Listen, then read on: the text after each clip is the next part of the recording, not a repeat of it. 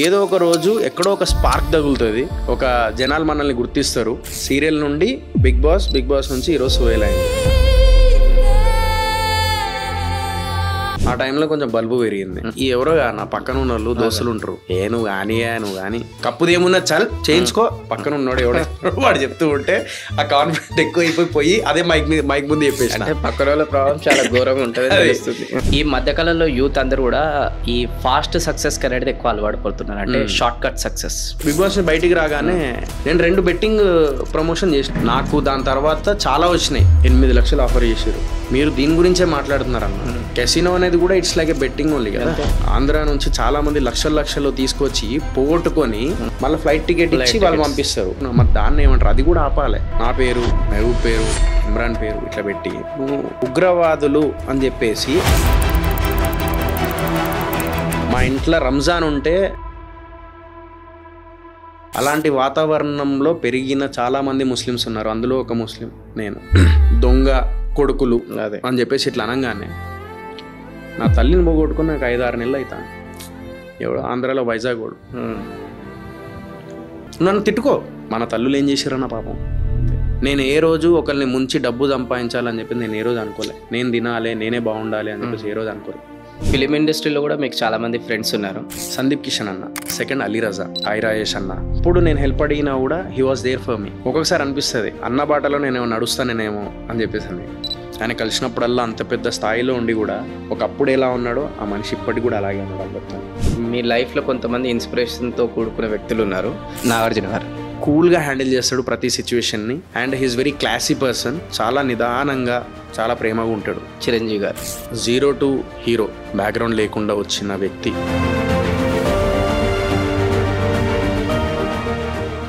So hello brother, ఎలా ఉన్నారు?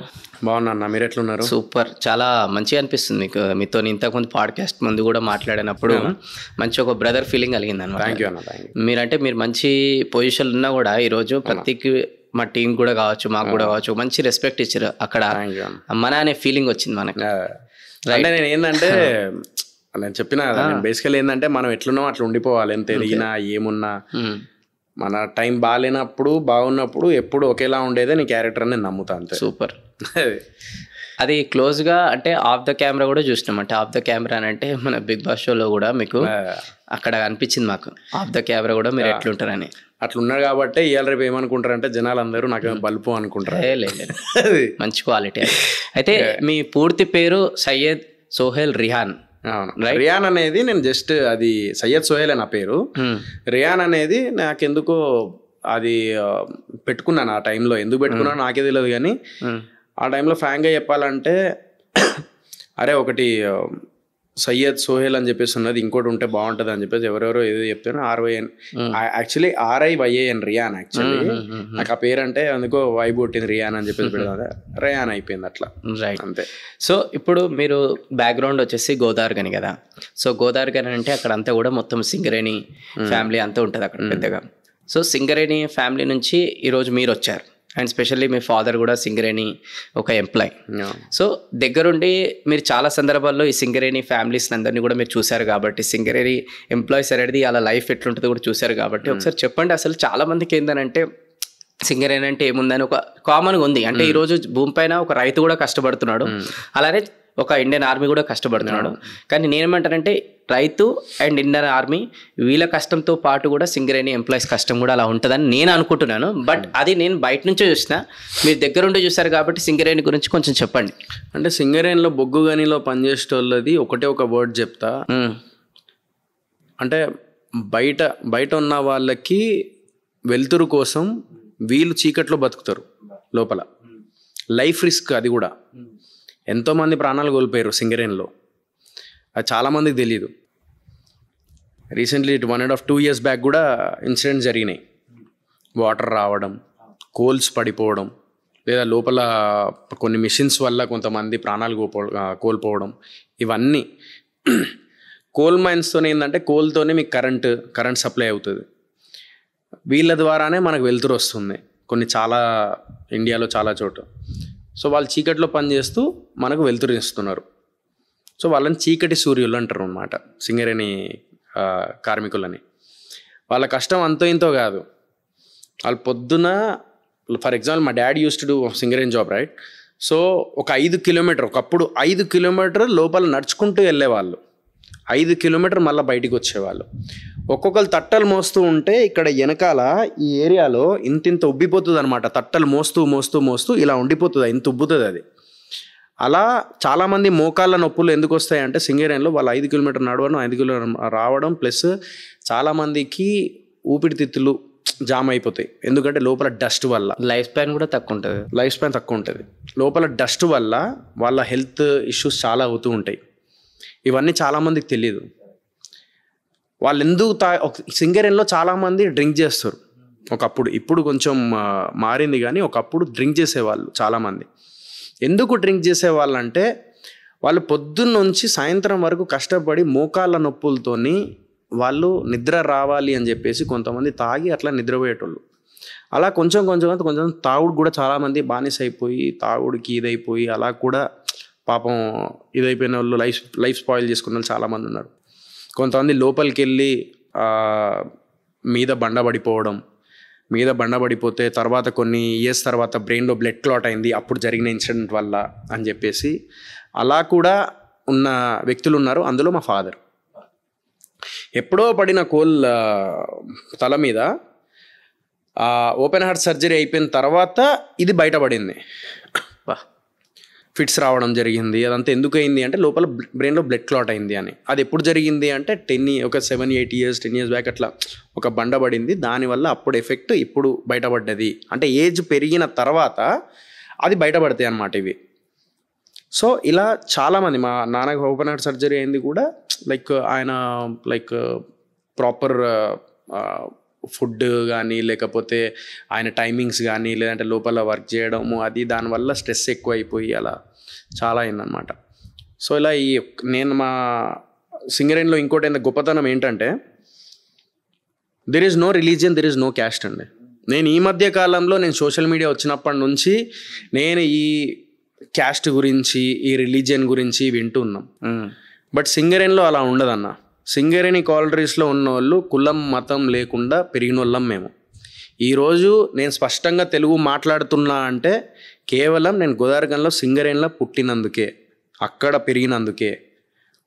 నా దోస్తులతో కానీ లేకుంటే మేము దసరా, దీపావళి, రంజాన్, బక్రీద్, ఇట్లా మైసమ్మ, పోచమ్మ ఇవన్నీ మా ఏరియాలో ఎప్పుడు ఏదున్నా కూడా హోలీ ఆడేటప్పుడు కానీ లేకుంటే రంజాన్ ఉన్నప్పుడు కానీ లేకుంటే మన మొహరం వచ్చినప్పుడు కానీ సింగరేణి మాకు సంక్రాంతి వస్తే చిక్నియాలు చేసుకుంటారు. మా ఇంట్లో ముస్లిమ్స్ ఇంట్లో చిక్నియాలు చేసుకుంటారు, గ్యారాలు చేసుకుంటారు, అప్పాలు చేసుకుంటాం, అర్షలు చేసుకుంటాం.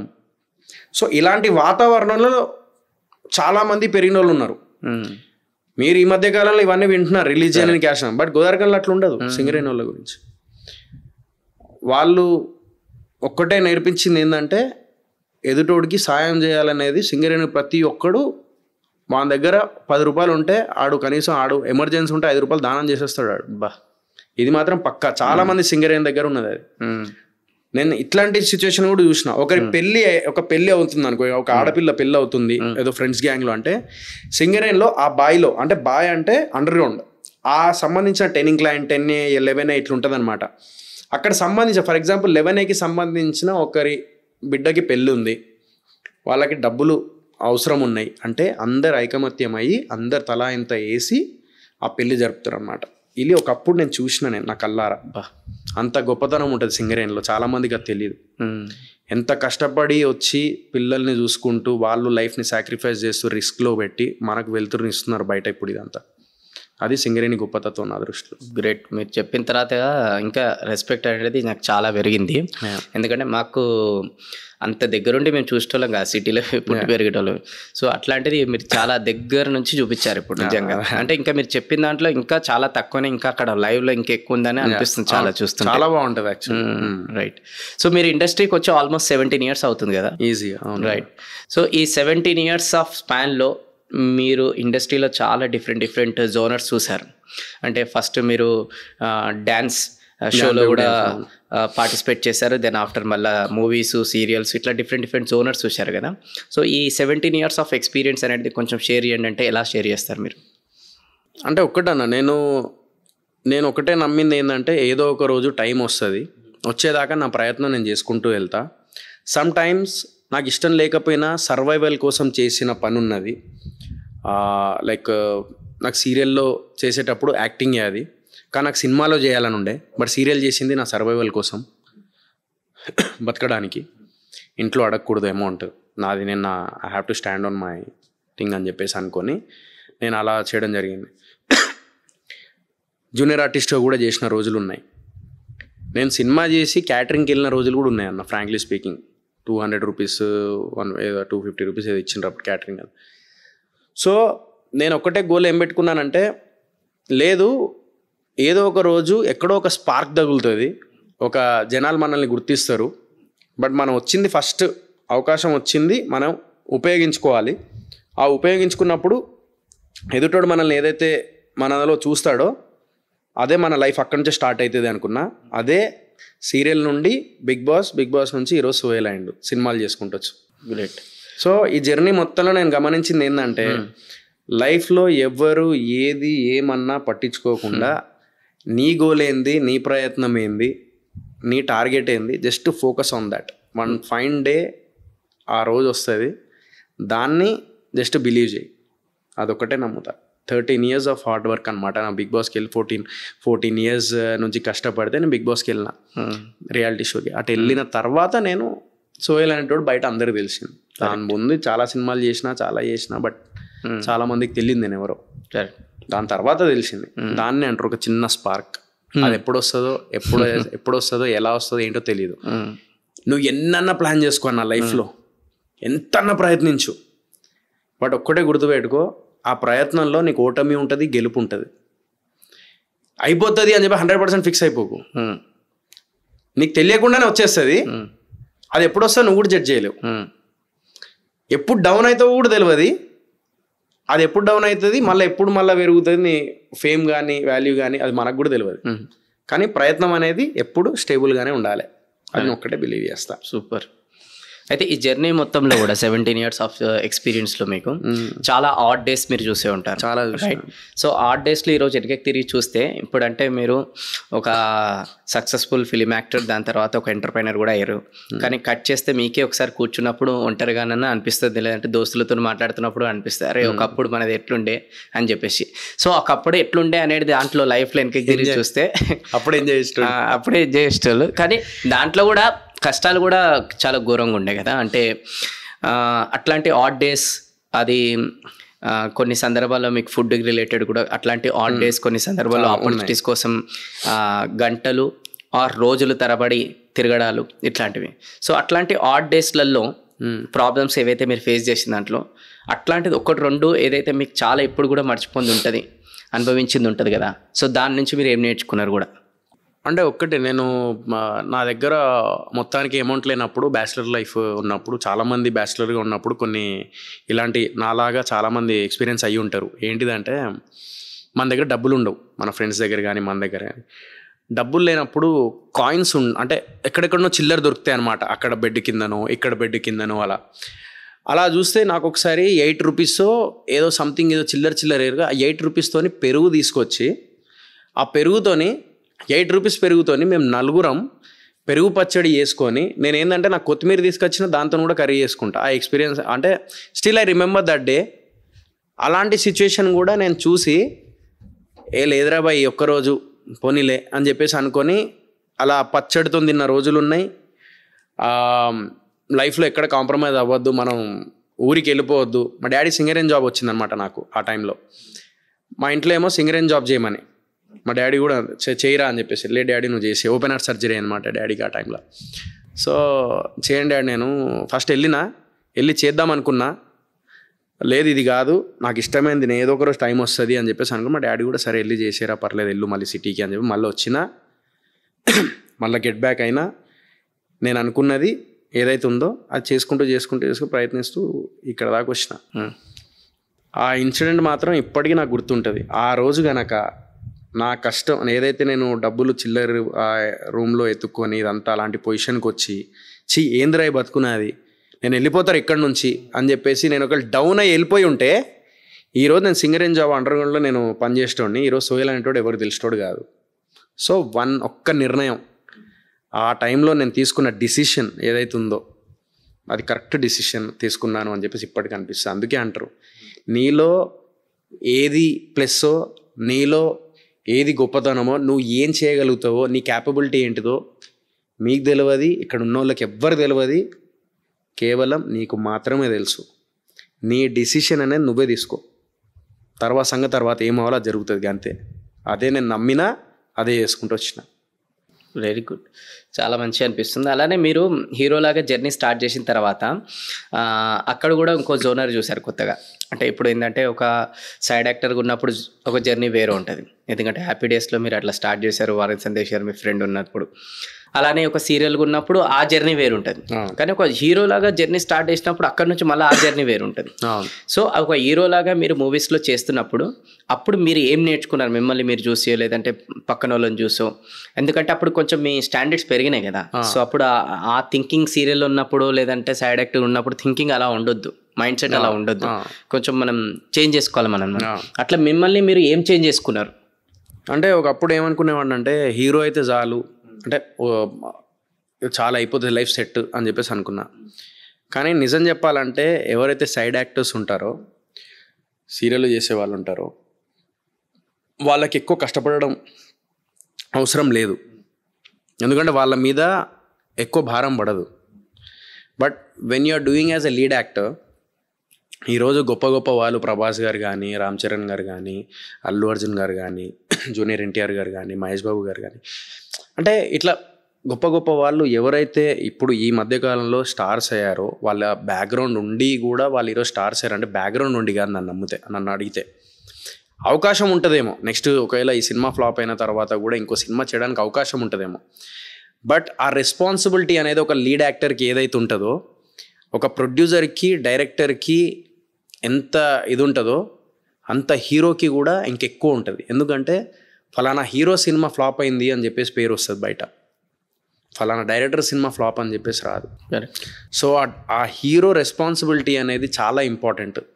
అది మాత్రం నేను నేర్చుకున్నా. అది చాలా పెద్ద ఇది, అంటే ఒక రెస్పాన్సిబిలిటీ అది ఒక సినిమా. ఎందుకంటే ఈరోజు జనాలు లైక్ ఆడియన్స్ థియేటర్కి వస్తున్నారు అంటే వాళ్ళు ఎంత కష్టపడితే ఈ స్థాయికి వచ్చిర్రు అనేది కూడా చాలా ఇంపార్టెంట్. వీళ్ళందరూ కష్టపడితేనే పైకి వచ్చిన వాళ్ళు ఉన్నారు. ఇప్పుడు నేను చెప్పిన పేర్లు అందరూ ఎవరైతే పెద్ద పెద్ద యాక్టర్స్ ఉన్నారో వాళ్ళందరూ కష్టపడితేనే వచ్చారు. ఏదో చేయాలి, ఏది పడితే అది చేయాలి, మాకేమున్నది, ఏమున్నా సినిమా చేసేద్దాం అని చెప్పేసి అనుకుంటే అవ్వదు.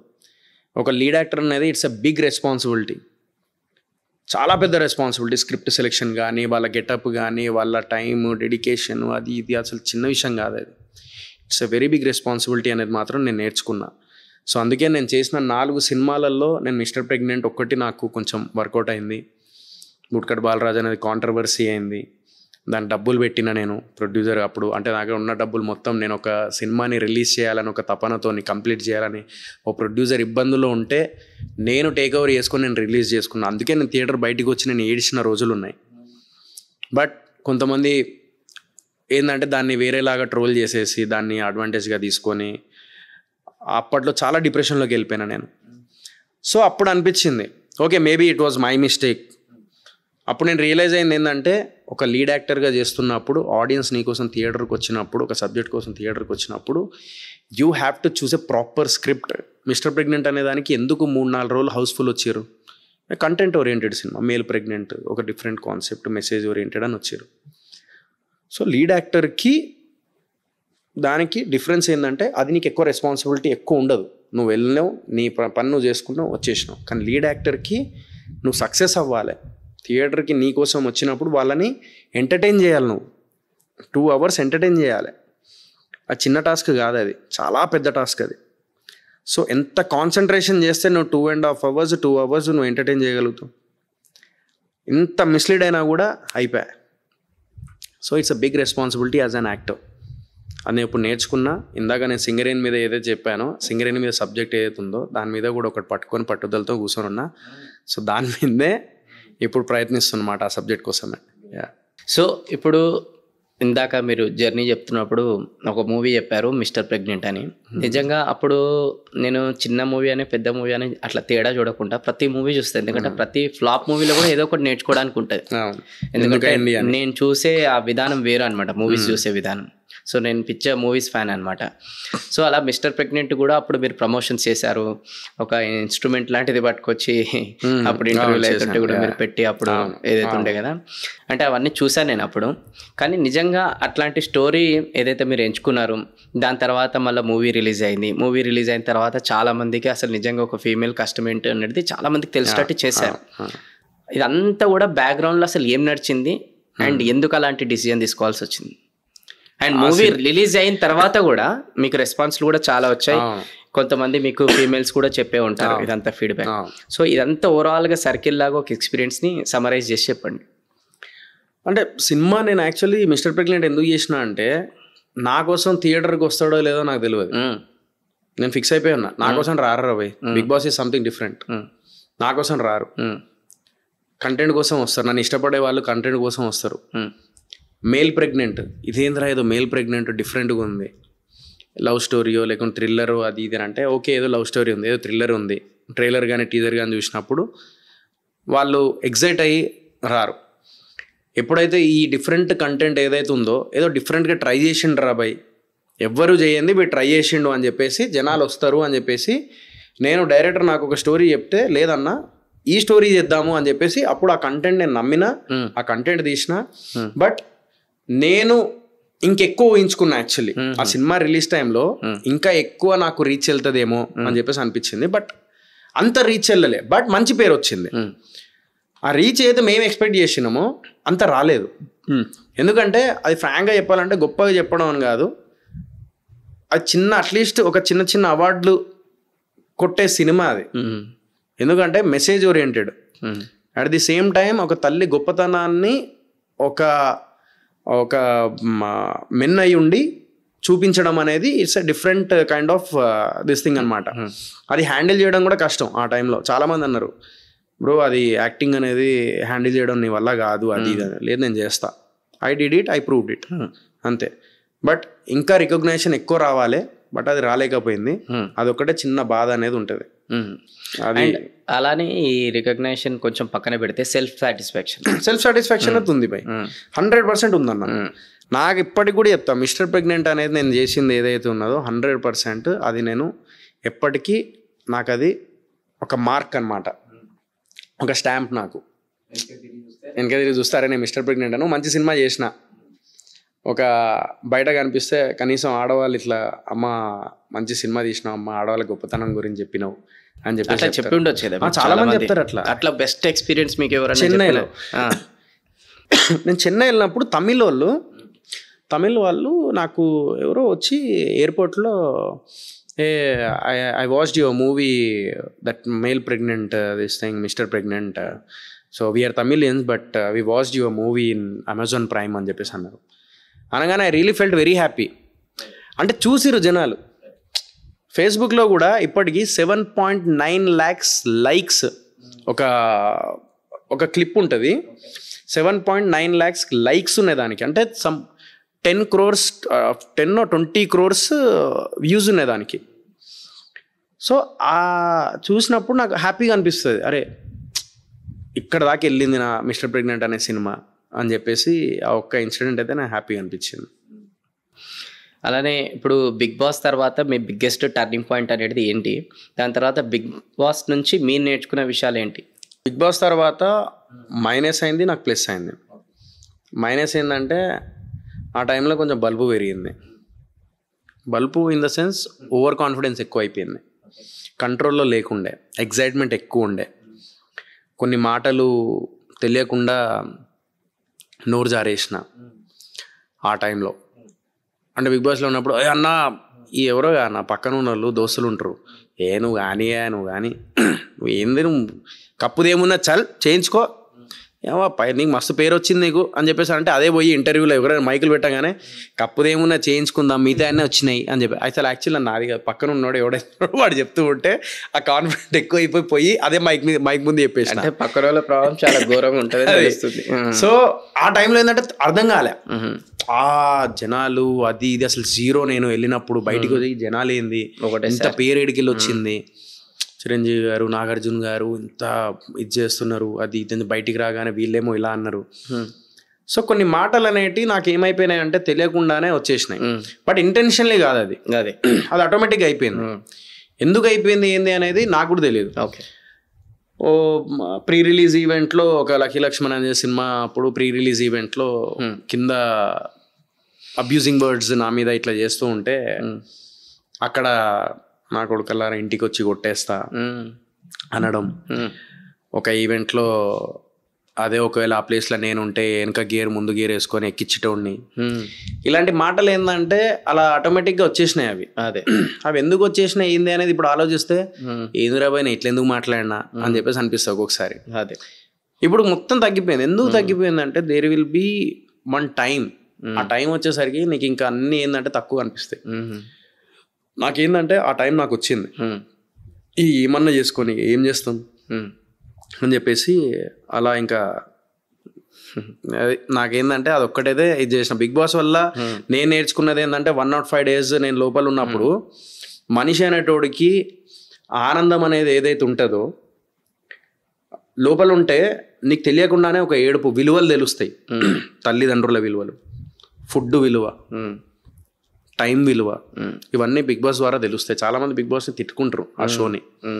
బట్ ఆ షో మేమున్నప్పుడు బిగ్ బాస్ సీజన్ 4లో ఉన్నప్పుడు మా ఎమోషన్స్ కానీ, మా యొక్క సాక్రిఫైస్లు కానీ, మా యొక్క హ్యాపీనెస్ కానీ ఇవన్నీ రియల్. మేము ఎక్కడ కావాలని చేసింది కాదు. అందరూ మీకు ఇప్పటికి కూడా ఎక్కడైనా చూసుకోండి, బిగ్ బాస్ సీజన్ 4 అనేది బెస్ట్ కంటెస్టెంట్స్ అంటారు. ఎందుకంటే మేము అందరం ఏమో తెలియకుండానే ఆ సీజన్లో అందరూ ఎమోషనల్ పర్సన్సే ఉండే. సో అదొక్కటి నేను చెప్పగలుగుతా. బిగ్ బాస్ అనేది ఒక ప్లాట్ఫామ్ ఎలాంటిదంటే నీకు విలువలు తెలుస్తాయి లోపలికి వెళ్ళిన తర్వాత. చిన్న ఒక మన తల్లిదండ్రుల వాయిస్ ఎన్ని రోజులు మిస్ అయ్యి ఒక వాయిస్ చిన్నగా వినబడ్డా కూడా ఏడుపు వచ్చేస్తుంది. చిన్న టీవీలో కనిపిస్తే ఏడుపు వచ్చేస్తుంది. అక్కడ మేము టీవీలో చూస్తాం కదా, లోపల నుంచి బయట తండ్రిని చూడంగానే తల్లిని చూడంగానే ఒక హ్యాపీనెస్, ఒక ఏడుపు, విలువలు తెలుస్తాయి. సో నువ్వు గెలవాలనే ఒక తపన ఏదైతే ఉంటుందో గేమ్స్ ఆడేటప్పుడు తెలుస్తుంది. నువ్వు సాక్రిఫైస్ చేయాలి, అరే భయ్ ఎందుకు అని చెప్పి సాక్రిఫైస్ చేయాలి, అప్పుడు నీ క్యారెక్టర్ తెలుస్తుంది. ఇవన్నీ బిగ్ బాస్ ద్వారా నేను నేర్చుకున్నా ఆ టైంలో. అదే బిగ్ బాస్ అనేది ఆ చిన్న షో కాదు, అది it's a big thing actually. ఇప్పుడు ఎలా ఉందో నాకు తెలియదు కానీ బట్ మా సీజన్ మాత్రం లైక్ ఒక విలువలతోనే ఉన్న సీజన్ మాది. ఈ మధ్యకాలంలో యూత్ అందరూ కూడా ఈ ఫాస్ట్ సక్సెస్ అనేది ఎక్కువ అలవాటు పడుతున్నారు. అంటే షార్ట్ కట్ సక్సెస్, అదే ఇన్స్టాగ్రామ్, యూట్యూబ్. ఇన్స్టాగ్రామ్, యూట్యూబ్ అనేది కాకుండా కూడా ఫాస్ట్ సక్సెస్ అని అంటే ఫాస్ట్ నేమ్ ఫేమ్ అనుకోండి, ఫాస్ట్ డబ్బులు సంపాదించాలనుకోండి, లేదంటే ఈ బెట్టింగ్స్ రిలేటెడ్ అనుకోండి, ఇన్స్టెంట్ సక్సెస్ కావాలా? ఎవడు పడతాడు బాయ్ ఇప్పుడు, కష్టం అవన్నీ, మనకు అంత ఓపిక లేదు, అంత ఏం లేదు, కొడితే లైఫ్ సెటిల్ అయిపోవాలని ఈ యాటిట్యూడ్ ఎక్కువ వచ్చేస్తుంది. లేదన్న అంటే దానికి మీరేమంటున్నారు నాకు అర్థం కావట్లేదు. అంటే ఎట్లయిపోయిందని అంటే ఈ మధ్యకాలంలో ఇప్పుడు చెడు ఎట్లుంటుందో మంచి కూడా ఉంటుంది, మంచి ఎట్లుంటుందో చెడు కూడా ఉంటుంది కదా. అట్లా ఈ నెంబర్ ఆఫ్ సంఖ్య అనేది ఈ మధ్యకాలంలో పెరుగుతుంది అనమాట. ఏది ఈజీ సక్సెస్కి, ఇన్స్టెంట్ సక్సెస్కి. అంతగానం ఎవడు కష్టపడతాడు, ఇంత పడుతున్నాం చాలు మనకి లైఫ్ సెటిల్ అయిపోవాలి, లేదంటే డబ్బులు ఇన్స్టెంట్గా రావాలి అంటే ఎక్కువ కష్టము చూడదలుచుకోవట్లేదు అంటున్నా నేను. ఒకటేసారి కష్టం లేకుండా డబ్బులు అవి ఆగవన్న నా దృష్టిలో, అస్సలు ఆగవు. కష్టపడాల్సిందే. ఈరోజు మీకు పేరు వచ్చింది అది అని అంటే మీకు పేరు వచ్చింది కదా అని చెప్పేసి లేదు ఇంకా కాలమే కాలేదు మనం వెళ్ళిపోవాలి అంటే అవ్వదు. మీరు ఈరోజు ఇంకా సర్వైవల్ కోసమే పోరాడుతున్నారు. నేను పేరు వచ్చినా కూడా ఈరోజు కూడా సర్వైవల్ కోసమే పోరాడుతున్నా. ఎంత డబ్బు సంపాదించినా ఏమున్నా కూడా నువ్వు లీగల్గా కరెక్ట్గా ప్రాపర్గా సంపాదిస్తే అది ఎప్పటికీ ఉంటుంది, ఆ హ్యాపీనెస్ ఉంటుంది అందులో. నువ్వు ఇల్లీగల్గా సంపాదించింది ఏదైతే ఉంటుందో అది నీకు తెలియకుండానే పోతుంది. అదొక్కటే నేను నమ్ముతా. అండ్ ఇన్స్టెంట్గా వచ్చిన అమౌంట్ ఏదైతే ఉన్నాయో అంటే కొన్ని మనం చెప్పలేము, కొన్ని మనకు జాక్పాట్గా తగలచ్చు. నువ్వు తప్పుడు పని చేయకుండా నీకు జాక్పాట్ తగిలింది అని అంటే అది వేరు. బట్ నువ్వు తప్పుడు పని చేసి దీని అమ్మ జీవితం నేను తెలివి ఉపయోగించి ఒకడిని తొక్కి ఒకడిని నేను ఒక ఇది చేసేసి నేను డబ్బులు సంపాదించాలి అని చెప్పేసి ఏదో పైసా ఉంటుందో నా చరిత్రలో ఇంతవరకు లేదు. అదొకటి చెప్తారు చూడండి, కర్మ హిట్ బ్యాక్స్ అనేది, అది నేను నమ్ముతా. డెఫినెట్లీ ఒక డే వస్తుంది నీ పైసా ఎట్లా పోతుందో నీకే తెలియదు. సో ఇన్స్టంట్ అమౌంట్ ఒకవేళ తప్పుడు దారిలో చూసుకుంటే డెఫినెట్లీ కర్మ will hit back, and definitely ఏదో ఒక రోజు టైం వస్తుంది. అది హెల్త్ పరంగా రావచ్చు, నష్టం పరంగా రావచ్చు, లేదా ఇంకేదన్నా రకంగా రావచ్చు. బట్ అవి ఆగవు అమౌంట్ నా దృష్టిలో. కష్టపడిన అమౌంట్ ఏదైతే ఉంటుందో ఆ కష్టమైన అమౌంట్ నువ్వు ఏదైతే తీసుకుంటావో అది నువ్వు దాన్ని ఎలా యూటిలైజ్ చేసుకోవాలి ప్రాపర్గా అనేది నీ మైండ్లో ఉంటుంది. నీకు ఈజీ మనీ వచ్చినప్పుడు ఈజీగానే ఖర్చు పెట్టేస్తావు, దాన్ని దాచిపెట్టుకోను, వచ్చింది కదా మనం ఇట్లానే వచ్చింది అని చెప్పి తెలియకుండా నీ మైండ్ ఇది అవుతుంది. అది మీరు చెప్పండి, మీరు ఒకవేళ నేను ఒకవేళ సేమ్ క్వశ్చన్ అడిగితే మీరేం చెప్తారు దానికి ఆన్సర్? 100%. అంటే నేను నమ్మేది ఆల్వేస్ ఏంటంటే స్లోగా ఎంతైతే కష్టపడి మనం సంపాదిస్తావో అది లాంగ్ టర్మ్లో ఉంటుంది. ఈజీగా వచ్చిన ఏదైతే డబ్బు ఉంటుందో అది షార్ట్ టర్మ్లో ఉంటుంది. దానికి ఇంకొక ఫామ్లో కూడా ఏం నేర్చుకున్నామని అంటే మనము ఈ డబ్బు ఎవరైతే నేను ఎక్కువ స్కిల్స్ అనేది నేర్చుకుంటా, దానికి నేను లేట్ అయినా పర్వాలేదు తర్వాత సంపాదించుకుంటా అంటారు కదా, వాళ్ళు ఎప్పటికైనా ఎదుగుతాడు. అదే చెప్తున్నా, if you follow the success money will you know అంటే ఆ మనీ అనేది definitely it comes to you అంతే. If you follow money then success రాదు, అంతే. అది ఆగదు. నువ్వు డబ్బు వెనకాల పరిగెత్తకు, నువ్వు సక్సెస్ వెనకాల పరిగెత్తు. సక్సెస్ వస్తేనే నీ వాల్యూ పెరుగుతుంది, నీ వాల్యూ పెరుగుతుంది, నీ వాల్యూకి డబ్బులు వస్తాయి, నీకు కాదు. కరెక్ట్. మనిషి వాల్యూకి డబ్బు ఉంది, మనిషికి కాదు. మనిషి వాల్యూ ఎప్పుడు ఉంటుంది? నువ్వు సక్సెస్ తెచ్చుకుంటే. నువ్వు సక్సెస్ తెచ్చుకో, సక్సెస్ వెనకాల పరిగెట్టినావు అనుకో డబ్బు వస్తుంది. నువ్వు డబ్బు వెనకాల పరిగెత్తినావు అనుకో అది కొన్ని రోజులే ఉంటుంది, అప్పటి మందమే. తర్వాత నేను ఎవడు చూసి నీకేం చేస్తాడు? ఎవడు ఏం చేయడు. నేను చేసిన మిస్టేక్ కూడా ఒకటి ఉంది, మీరు అడుగుతున్నారు కాబట్టి చెప్తున్నా. ఇన్స్టంట్ అమౌంట్ అంటే నేను బిగ్ బాస్ బయటికి రాగానే నాకు ఫ్రాంక్లీ స్పీకింగ్ ఈ బెట్టింగ్ యాప్స్ గురించి నాకు అంత తెలీదు, ఇంత ఇంపాక్ట్ అవుతుందని. ఓకే. నేను 2 బెట్టింగ్ ప్రమోషన్ చేసిన, నేను చేసిన, నాకు తెలీదు. నేను 2 చేసినప్పుడు నేను రియలైజ్ అయిన తర్వాత, అరే బెట్టింగ్ హరామ్, it's not a good thing in Islam also. So అది సపోర్ట్ చేయడం నాకు ఇష్టం లేదు. ఇక దాని తర్వాత నేను ఇంకా మానేసిన పూర్తిగా. అదే నాకు దాని తర్వాత చాలా వచ్చినాయి, 4 కంపెనీ నుంచి నాకు చాలాసార్లు ఫోన్లు వచ్చినాయి. ఈవెన్ నేను లైవ్లో కూడా చూపించిన ఇది. నాకు అందులో అక్టోబర్లో కూడా నాకు ఒక బెట్టింగ్ యాప్ వచ్చింది. సో ఇట్లా బెట్టింగ్ యాప్ గురించి అడుగుతున్నాను, నేను చేయను. దానికంటే బిఫోర్ అడిగిన నేను చేయను.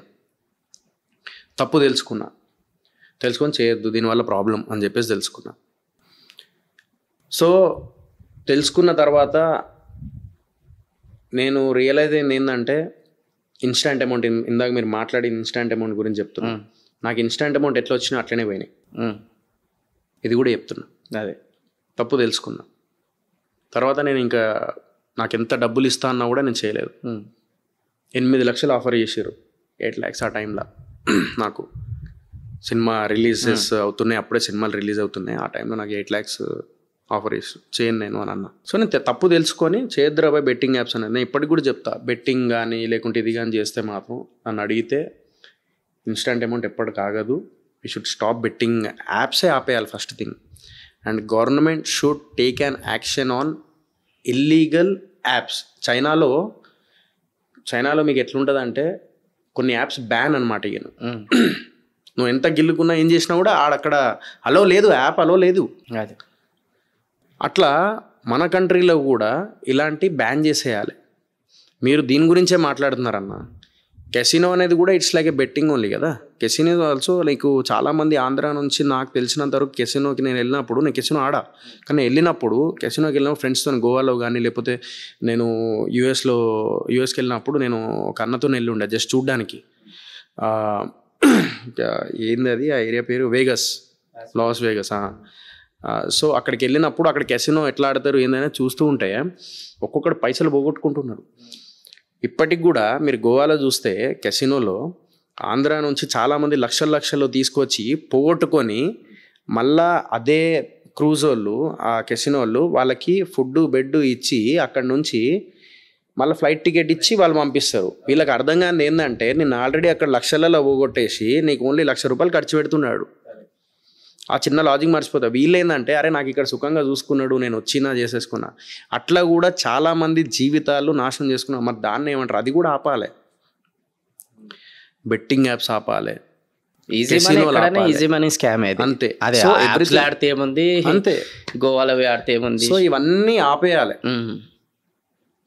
నేను 100% నేను 2 చేసిన వీడియోస్ ఏతున్నాయో నేను తప్పు పని చేసిన, అది నేను రియలైజ్ అయినా ఇది చేసిన.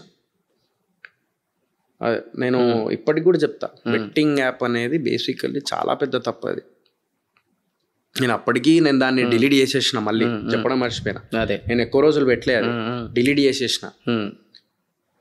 డిలీట్ చేసిన తర్వాత ఏమైంది, దాన్ని వేరే వాళ్ళు సేవ్ చేసేసుకుని దాన్ని ఇది చేసుకుంటూ వెళ్ళారు. ఆ ఎఫెక్ట్ నాకు మొన్న పడ్డది. ఓకే సరే నన్ను తిట్టుకునే వాళ్ళు తిట్టుకున్నారు, అదంతా నేను పట్టించుకోను. ఎందుకంటే నన్ను తిట్టుకున్నారు, ఓకే, బికాజ్ నేను చేసిన కాబట్టి దే డిజర్వ్ దట్. బట్ చాలా మంది దాని మీద అబ్యూజింగ్ లాంగ్వేజ్ యూజ్ చేసుకుంటూ మాట్లాడారు.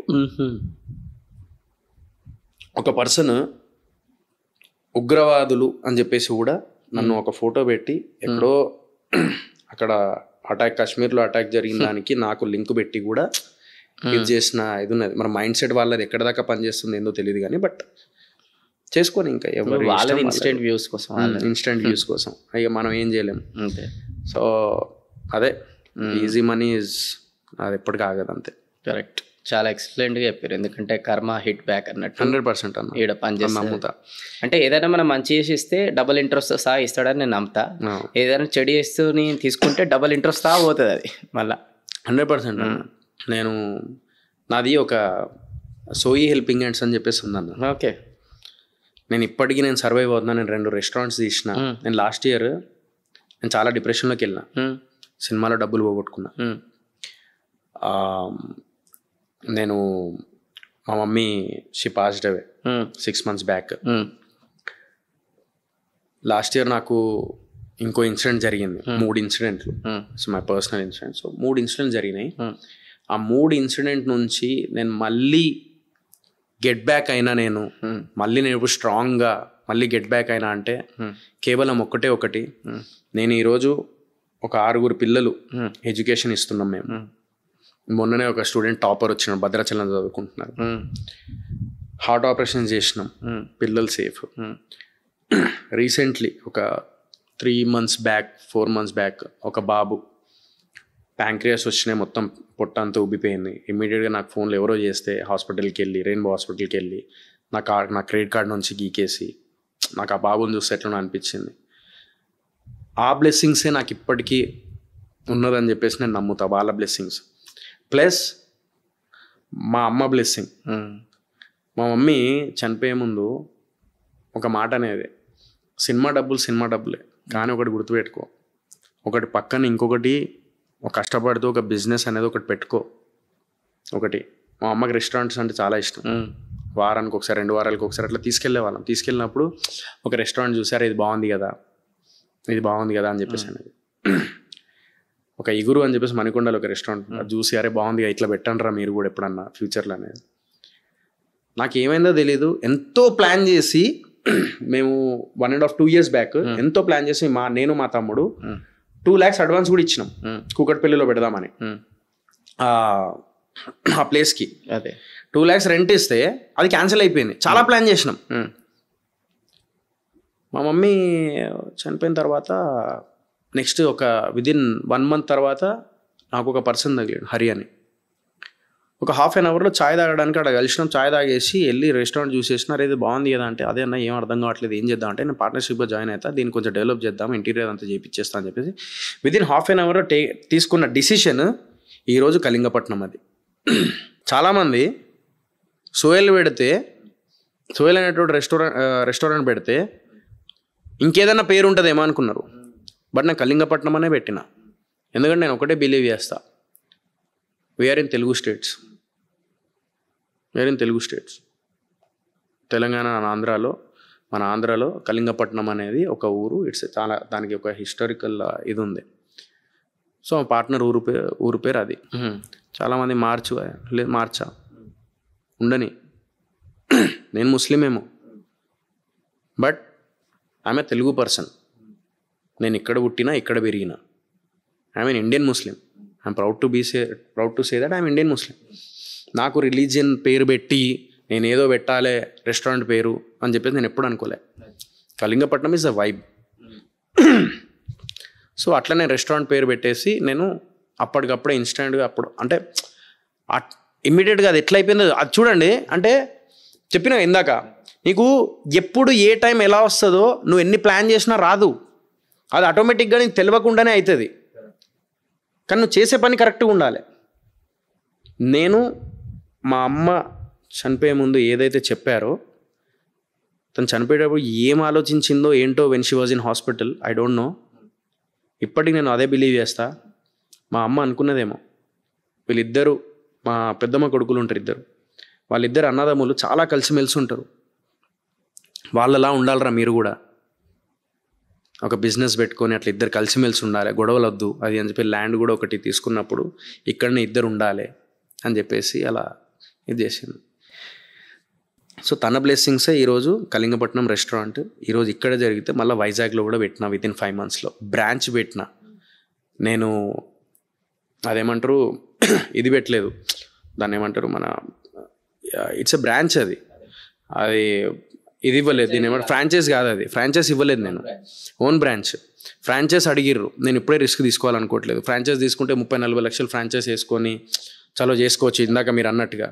బట్ నేను ఏంటంటే ప్రాపర్గా నేను తెలుసుకోవాలి కదా, వాట్ ఫుడ్ ఇండస్ట్రీ ఏంటిది ఏంది అనేది అది తెలుసుకొని, మళ్ళీ వైజాగ్లో ఎలా ఉంది అది తెలుసుకొని దాని తర్వాత ఆలోచిద్దామని చెప్పేసి నేను ఉన్న తప్ప. ఈ రెండు మంచి సక్సెస్ఫుల్ పొజిషన్కి వెళ్ళిన తర్వాత అప్పుడు నేను వేరే వాళ్ళు, ఎందుకంటే వేరే వాళ్ళు నా ఫ్రాంచైజ్ అంటే నా మన కళింగపట్నంని వచ్చి బిలీవ్ చేస్తే దానికి ఒక వాళ్ళకి ఇన్కమ్ ఉండాలి, ప్రాఫిట్స్ ఉండాలి, వాళ్ళు ఇచ్చిన డబ్బుకి ఒక విలువ ఉండాలి. కరెక్ట్.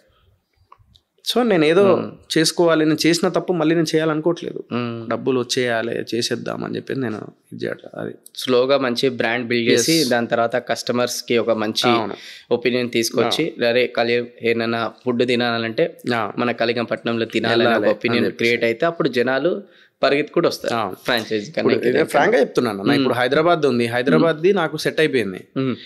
వైజాగ్ కళింగపట్నం నాకు స్టాఫ్ ప్రాబ్లమ్ అది ఇది, కొంతమంది సాటిస్ఫై అయ్యారు, కొంతమంది సాటిస్ఫై అవ్వలేదు, కొంతమంది చాలా బాగుంది అన్నారు, కొంతమంది స్పైసెస్ ఇష్టం, కొంతమంది స్పైసెస్ తక్కువ ఇష్టం. అది క్యాలిక్యులేట్ చేయడానికి నాకు టైం పడుతుంది. సో ఈ రెండింటిని నేను మ్యాచ్ చేసుకొని దాన్ని కొంచెం డెవలప్ చేసిన తర్వాత అప్పుడు దాని గురించి ఆలోచిద్దాం, ఇప్పుడు ఏం వద్దు అని చెప్పేసి ఖమ్మంలో అడిగిర్రు, శ్రీకాకుళం అడిగిర్రు, లేదు ఆగండి నేను ఇప్పుడు ఫ్రాంచైజ్కి అయితే ఏం వెళ్ళట్లేదు అని చెప్పేసి ఫిక్స్ అయిపోయి కూర్చున్నాను నేను మొండిగా.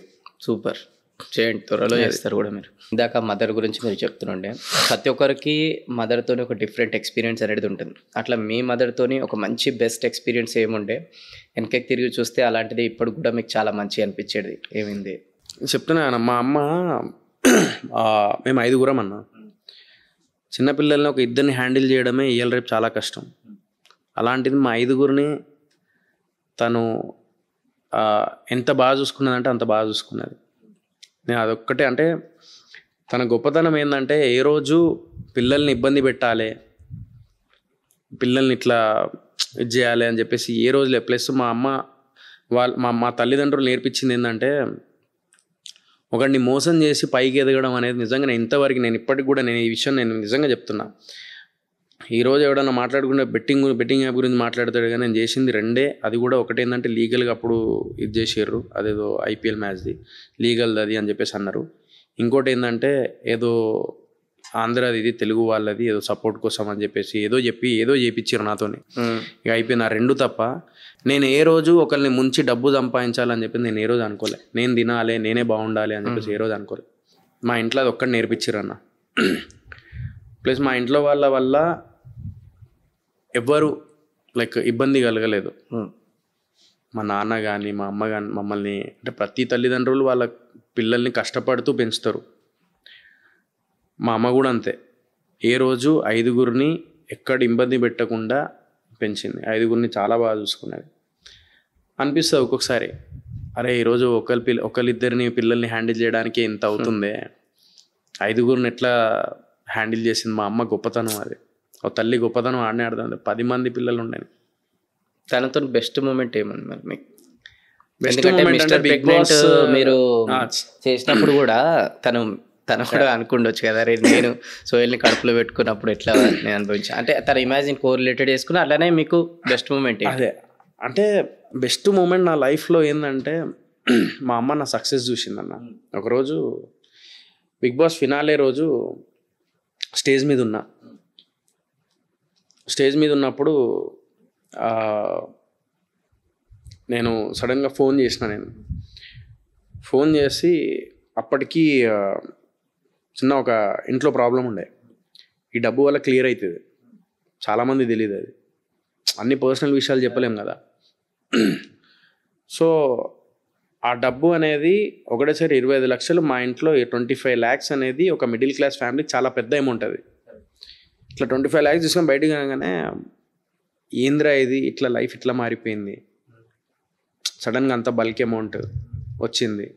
ఒక మిడిల్ క్లాస్ ఫ్యామిలీలో ఒకటేసారి ఒక 20 లక్షలు టప్ అని చెప్పేసి మన అకౌంట్లో వస్తున్నాయి అని చెప్పేసి, ఒక సమస్య ఉన్నప్పుడు ఆ సమస్య తీరిపోతుంది అన్నప్పుడు ఒక తల్లిగా అరే నా కొడుకు ఇది చేస్తున్నాడు, నా కొడుకు ఒకటి సాధించిండు అని చెప్పేసి, ప్లస్ ఈరోజు ఇంతమంది మా ఇంటి దగ్గరకు వచ్చి మీ కొడుకు అని చెప్పేసి అంటూ ఉంటే, మీ కొడుకుని టీవీలో చూస్తున్నాం, మీ కొడుకు ఇట్లా చిరంజీవి గారు ఇట్లా బిర్యానీ తీసుకొచ్చిరంట, నాగార్జున గారు మీ కొడుకుని ఎత్తుకున్నారు అది అని చెప్పేసి ఇంటి దగ్గరికి వచ్చి అంతమంది చెప్తూ ఉంటే, మా అమ్మ హ్యాపీనెస్ అనేది ఫోన్ చేసినప్పుడు ఏడ్చింది.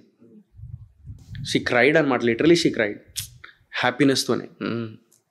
సమస్యలన్నీ తీరిపోయినారా అది ఇది అని చెప్పేసి ఇట్లా చెప్తూ ఉంటే ఆ టైంలో నేను ఏడవడం, మా అమ్మ ఏడవడం. అంటే పిల్లల సక్సెస్ వచ్చినప్పుడు తల్లిదండ్రుల ఆనందం అనేది ఏదైతే ఉంటుందో యూ కాంట్ ఈవెన్ ఇమాజిన్. నీ కొడుకుగా తల్లిదండ్రులు నేను ప్రౌడ్గా ఫీల్ అయ్యి చేశాను అనేది నీకు ఎంత ఉంటుందో దానికి నాకు తెలిసి 1000 రెట్లు ఎక్కువ హ్యాపీనెస్ వాళ్ళకు ఉంటే తల్లిదండ్రులకు అని చెప్పేసి ఆ బెస్ట్ మూమెంట్ ఆ రోజు నేను, that was my best moment with my mom. అది మా తల్లి చాలా గొప్పగా ఆ టైంలో ప్రౌడ్గా ఫీల్ అయింది. చాలు మా అమ్మని నేను ఆ టైంలో నేను ప్రౌడ్గా ఫీల్ అయ్యేలా చేసిన. I was a proud sun at that time. Super. ఇంకా లైఫ్లో అదొక బెస్ట్ అంటే ఇక best moment and I should say thanks to Star Maa big boss టీమ్కి అండ్ ప్రజలందరికీ అండ్ నాగార్జున సార్కి అండ్ చిరంజీవి సార్కి నేను ఎప్పటికీ నేను రుణపడి ఉంటా. ఎందుకంటే వాళ్ళ వల్లనే కదా, ఇంతమంది వల్లనే నేను ఇక్కడికి వచ్చిన. మనం ఎంత చేసినా వాళ్ళు ఉంటేనే కదా ఇక్కడ దాకా వచ్చేది. ఈరోజు మీరే స్టేజ్ వరకు వచ్చిందంటే మీ వ్యూవర్స్, మీ స్టూడెంట్స్, మీ చాలామంది క్లయింట్స్ వాళ్ళ వల్లనే. దేవుడు మనం లేమన్నా. అది సక్సెస్ అంటే మీ దృష్టిలో ఒక డెఫినేషన్ అనేది ఉంటుంది, అందరికీ ఒక్కొక్క డెఫినేషన్ ఉంటుంది. అట్లా మీ దృష్టిలో సక్సెస్ అంటే డెఫినేషన్ ఏంటి? ఎందుకంటే కొంతమందికి మీడియా కవరేజ్ వచ్చిన తర్వాతనే అరే వీడు తోపు బై, వీడు ఫేమస్ అని చెప్పి ఇట్లా ఐడెంటిఫికేషన్ అనేది వస్తుంది. కానీ మనకంటూ కూడా మీడియా కవరేజ్ రాకముందే మన దృష్టిలో మనం ఒక పాయింట్లో సక్సెస్ అవుతాం కదా. ఓకే, అట్లా మీ దృష్టిలో, ఎందుకంటే ఇప్పుడు బిగ్ బాస్ రిలేటెడ్కి వెళ్ళిన తర్వాత అక్కడ మీడియా ప్రజెన్స్ వచ్చింది, అట్లా వేరు. అది కాకుండా ఇంకేంది అని అంటున్నారు. నా దృష్టిలో అది కాకుండా ఇంకేంది అని అంటే, నేను చెప్పిన ఇందాక, నేను ఎక్కడైతే నేను డిసిషన్ మేకింగ్ ఏదైతే నేను అక్కడ ఏదైతే చేద్దాము అని అనుకున్నాను ఆ టైంలో, జాబ్ ఇంటికి వెళ్ళిపోయి నేను జాబ్ చేద్దామని ఏదైతే అనుకున్నానో అక్కడ మళ్ళీ లేదు, this is not right time, లేదు నేను ఏదైతే అనుకుంటున్నానో అది సాధించాలి అని చెప్పి నేను బ్యాక్ స్టెప్ వేసి మళ్ళీ నా ప్రయత్నం నేను చేసుకుంటూ వెళ్ళినా చూడన్నా, నీ ప్రయత్నం అనేది నీ సక్సెస్. రైట్. నువ్వు మనస్ఫూర్తిగా ఏదైతే ప్రయత్నిస్తావో అదే నీ సక్సెస్కి మెట్టు, ఒక్కొక్క మెట్టు. అది నువ్వు ప్రయత్నించలేదా, నువ్వు డౌన్ అయిపోయినావా, బ్యాక్ స్టెప్ వేసినావా, అది నీ సక్సెస్ కాదు. సక్సెస్ అంటే ఓన్లీ నీకు సక్సెస్ అన్నీ ఇక వచ్చేసింది నాకు సక్సెస్ అంటే అది కాదు సక్సెస్. నీ ఇష్టమైన పని, నీ క్యాపబిలిటీ ఏదైతే ఉన్నదో, నీకు నచ్చిన పని నువ్వు నీ ఇష్టంగా చేసుకుంటూ, కష్టమైన ఏదైనా నువ్వు ఇష్టంగా చేసుకుంటూ ఒక్కొక్క మెట్టు ఎదుగుతూ వెళ్తావు చూడు, ఆ ఒక్కొక్క మెట్టు కూడా సక్సెస్ కిందకి వస్తుంది నీకు. కరెక్ట్. అదే నేను నమ్ముతా, అదే సక్సెస్ నేను చూసింది లైఫ్లో. అంతే. అండ్ ఇంకోటి కూడా, ఇప్పుడు ఇండస్ట్రీలో తీసుకుంటే, ఎందుకంటే అందరు కనిపిస్తారు కాబట్టి అలా తీసుకుంటున్నా అంటే, నేను వేరే ఫీల్డ్లలో ఎక్కువ అందరికీ కనిపించేది ఉండే. ఇప్పుడు మీరు ఒక రెస్టారెంట్ ఓనర్ అయ్యారు, సో ఇది ఎక్కువ కనిపించారు, బట్ ఇండస్ట్రీలో అయితే ప్రతి నిమిషం కనిపిస్తూనే ఉంటారు. ఇప్పుడు లైఫ్లో సక్సెస్ అవ్వడం వేరు, దాన్ని మెయింటైన్ చేయడం వేరు. ఈ మధ్యకాలంలో మెయింటైన్ చేస్తున్న వాళ్ళే ఇంకెక్కువ సక్సెస్ అవుతున్నారు. ఎందుకంటే కొంతమంది లైఫ్లో అలా కూడా చూశారు, నేను కూడా, అంటే జనాలు కూడా చూశారు, సప్పని పోయారు, తప్పని పడ్డారు, ఇక అడ్రస్ లేకుండా పోయారు కానీ. చెప్తున్నా కదా అన్న, నేనే ప్రాపర్గా యూటిలైజ్ చేసుకోలేదు. చెప్పినా నేను మీకు ఇందాక. అదే నేను ఒక లీడ్ యాక్టర్గా వచ్చినప్పుడు జనాలు నన్ను నమ్మినప్పుడు, అరే వీడు సీరియస్ వేలంటే ఒక పొజిషన్కి వెళ్తాడు అని చెప్పి చాలా మంది ఎక్స్పెక్టేషన్ ఉండే. అని నేను రీచ్ చేయలేకపోయినా, ఎందుకంటే అది నా ఫాల్ట్. అదే నేను ప్రాపర్గా చూస్ చేసుకోలే. వచ్చింది కదా అని చెప్పేసి చలో చేసుకుందాం, చలో అయిపోయింది, నేను హీరో అయిపోయినా అని చెప్పేసి ఒక తెలియకుండా ఒక ప్లానింగ్ లేకుండా వెళ్ళిపోయినా నా లైఫ్ ఆ టైం, అదే ఆ 4 years. అంటే రైట్ గైడెన్స్ మెంటర్ కూడా మీకు ఆ రైట్ గైడెన్స్ అనేది చాలా ఇంపార్టెంట్ లైఫ్లో. ఇంకోటి ఏంటంటే మన పక్కన ఉన్న వాళ్ళు కూడా మనకు తెలియకుండా ఆ టైంలో ఇన్సిస్ట్ చేస్తుంటారు, ఇట్లా ఇట్లా మనకు తెలియకుండానే ఏం చేస్తాం ఆ టైంలో అర్థం కాదు. అదే నువ్వు సక్సెస్ వచ్చిన తర్వాత అంటే ఒక పాపులారిటీ వచ్చిన తర్వాత దాన్ని నువ్వు కంట్రోలింగ్గా పెట్టుకొని కరెక్ట్ ప్రాపర్ ప్లానింగ్గా చేసుకొని నిదానంగా ముందుకు వెళ్తేనే నీ లైఫ్ బాగుంటుంది. అంటే ఇప్పుడు తీసుకున్న decision instant decisions, instant money ఏదైతే ఉంటుందో ఇది కూడా ఇన్స్టెంట్ డిసిషన్స్ అనమాట. అది రాంగ్ అయిపోయింది. అది ఒక పెద్ద దిక్కు ఉండాలి, లేదంటే ఎవరైనా మంచి గైడెన్స్ అనేది తీసుకుంటే దాన్ని ఆచితూచి అడుగులు వేసుకుంటూ పోతే ఇంకా సక్సెస్ నెక్స్ట్ లెవెల్కి వెళ్తాం. అలానే ఇండస్ట్రీలో సర్వైవ్ అవ్వాలంటే, మీ దృష్టిలో అడుగుతున్నది, ఇండస్ట్రీలో సర్వైవ్ అవ్వాలంటే లక్ అనేదే 100%, లేదంటే లక్తో పాటు discipline, emotion, focus towards goals, ఇలా పారామీటర్స్ ఇవన్నీ కూడా ఉండడం ఇంపార్టెంట్. కంట్రోలింగ్ ఇంపార్టెంట్ అన్న, కంట్రోలింగ్ ఇంపార్టెంట్. చెప్పిన ఇందాక, నువ్వు సక్సెస్ వచ్చినా, హ్యాపీనెస్ వచ్చినా, ఏడుపు వచ్చినా, ఏది ఉన్నా కూడా నువ్వు కంట్రోలింగ్ అనేది ఏదైతే చేసుకొని నువ్వు ప్రాపర్ నిదానంగా ప్లాన్ చేసుకొని వెళ్తే సర్వైవ్ అవ్వగలుగుతావు. లక్ అనేది మన మీద డిపెండ్. ఇప్పుడు నేను ఏం చేయకపోయినా నా లక్ వస్తే ఇంట్లో కూర్చుంటే లక్ కలిసి వస్తుందా? కలిసి రాదు కదా. చాలామంది అంటారు ఇండస్ట్రీలో లక్ ఉండాలి అని చెప్పి చాలామంది అంటారు. బట్ నన్ను అడిగితే లక్ అనేది ఎప్పుడు వస్తుందో నువ్వు జడ్జ్ చేయలేవు, నేను జడ్జ్ చేయలేను, ఎవ్వరు జడ్జ్ చేయలేడు. చెప్పినా ఇందాక, నువ్వు కరెక్ట్ ఫోకస్ దాని మీద ప్రాపర్గా ప్లాన్డ్గా కరెక్ట్ ప్రాపర్గా వెళ్తేనే, నిదానంగా ప్లాన్ చేసుకొని తొందరపడకుండా ప్లాన్ చేసుకొని వెళ్తేనే సక్సెస్ అవుతావు. అలా చాలామంది ఉన్నారు ఇండస్ట్రీలో, అట్లా కరెక్ట్ వెల్ ప్లాన్డ్గా వెళ్ళేటోళ్ళు. కొంతమంది ఏంటంటే ప్రొడ్యూసర్ ఎక్కడ పారిపోతాడో చలో లాక్ చేసేద్దాం, అరే డైరెక్టర్ ఎక్కడ పారిపోతాడో చలో లాక్ చేసేద్దాం, అరే డబ్బులు వస్తున్నాయి కదా చలో చేసేద్దాం. ఈ ఇన్సిడెంట్స్ ఏదైతే చేస్తారో వాళ్ళు లక్ గురించి మాట్లాడతారు. ఫర్ ఎగ్జాంపుల్ నేనే చెప్పిన 4 సినిమాల్లో నేనే టక టక టక టక టక టక ఒప్పుకున్నా.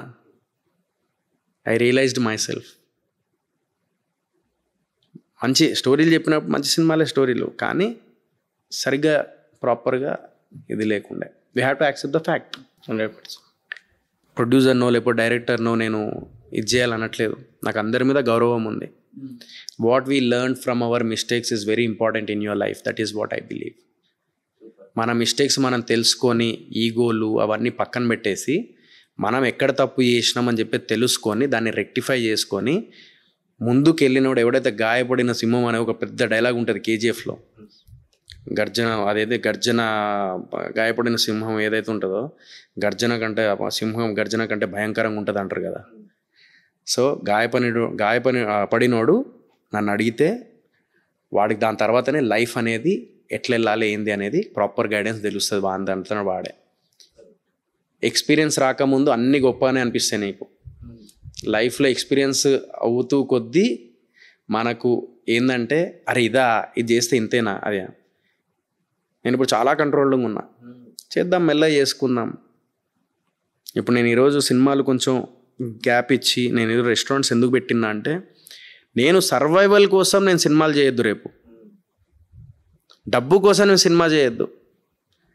జనాల్ని ఎంటర్టైన్ చేస్తూ ఒక సక్సెస్, ప్రొడ్యూసర్కి ఒక సక్సెస్ డబ్బులు తీసుకొచ్చి, ఒక డైరెక్టర్కి మంచి పేరు తీసుకొచ్చి, నాకు మంచి పేరు తీసుకొచ్చి, జనాలు 2.5 hours కూర్చొని ఎంటర్టైన్ కోసం నేను సినిమా చేయాలి.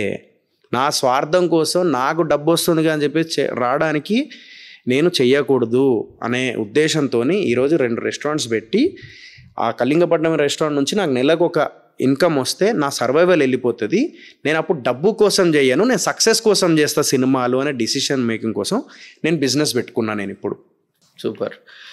ఇప్పుడు రీసెంట్గా ఒక హాట్ టాపిక్ అనేది మనకు నడుస్తుంది. ఓకే, పైల్గామ్లో ఏదైతే టెర్రరిస్టులు ఎవరైతే ఉన్నారో ఇట్లా పేర్లు అడిగి చంపారు అని చెప్పేసి ఇది ఒక రిలీజియస్ లాగా ఏదైతే నడుస్తుంది మొత్తం కూడా. సో దీనిపైన మీ ఫీలింగ్స్ ఏంటి, అండ్ ఈ సొసైటీకి మీరు ఆ ఇన్సిడెంట్ ద్వారా ఏం మెసేజ్ ఇవ్వాలనుకుంటున్నారు? అంటే నేను ఒకటి చెప్తానన్నా, అది ఇన్సిడెంట్ ఎవడైతే చేసిండో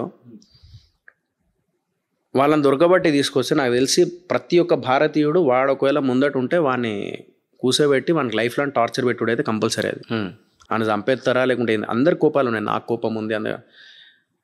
కానీ వాళ్ళు చేయడం వల్ల మనకు తెలియకుండా ఈ సోషల్ మీడియాలో నేను చాలామందిని చూసిన, నా పేరు మహబూబ్ పేరు ఇమ్రాన్ పేరు ఇట్లా పెట్టి నువ్వు చెప్పాల్సింది ఏదో టాపిక్ని అక్కడ జరిగిన అటాక్ గురించి ఉగ్రవాదులు అని చెప్పేసి ఒక భారతీయుడు ఒక ఇండియన్ పర్సన్ ఇంకో ఇండియన్ పర్సన్ని ఉగ్రవాదం అని చెప్పేసి పెట్టి, బేసికల్ ఇండియన్ అని ఎందుకు అంటున్నానంటే India is related to all religion, that's the beauty of India.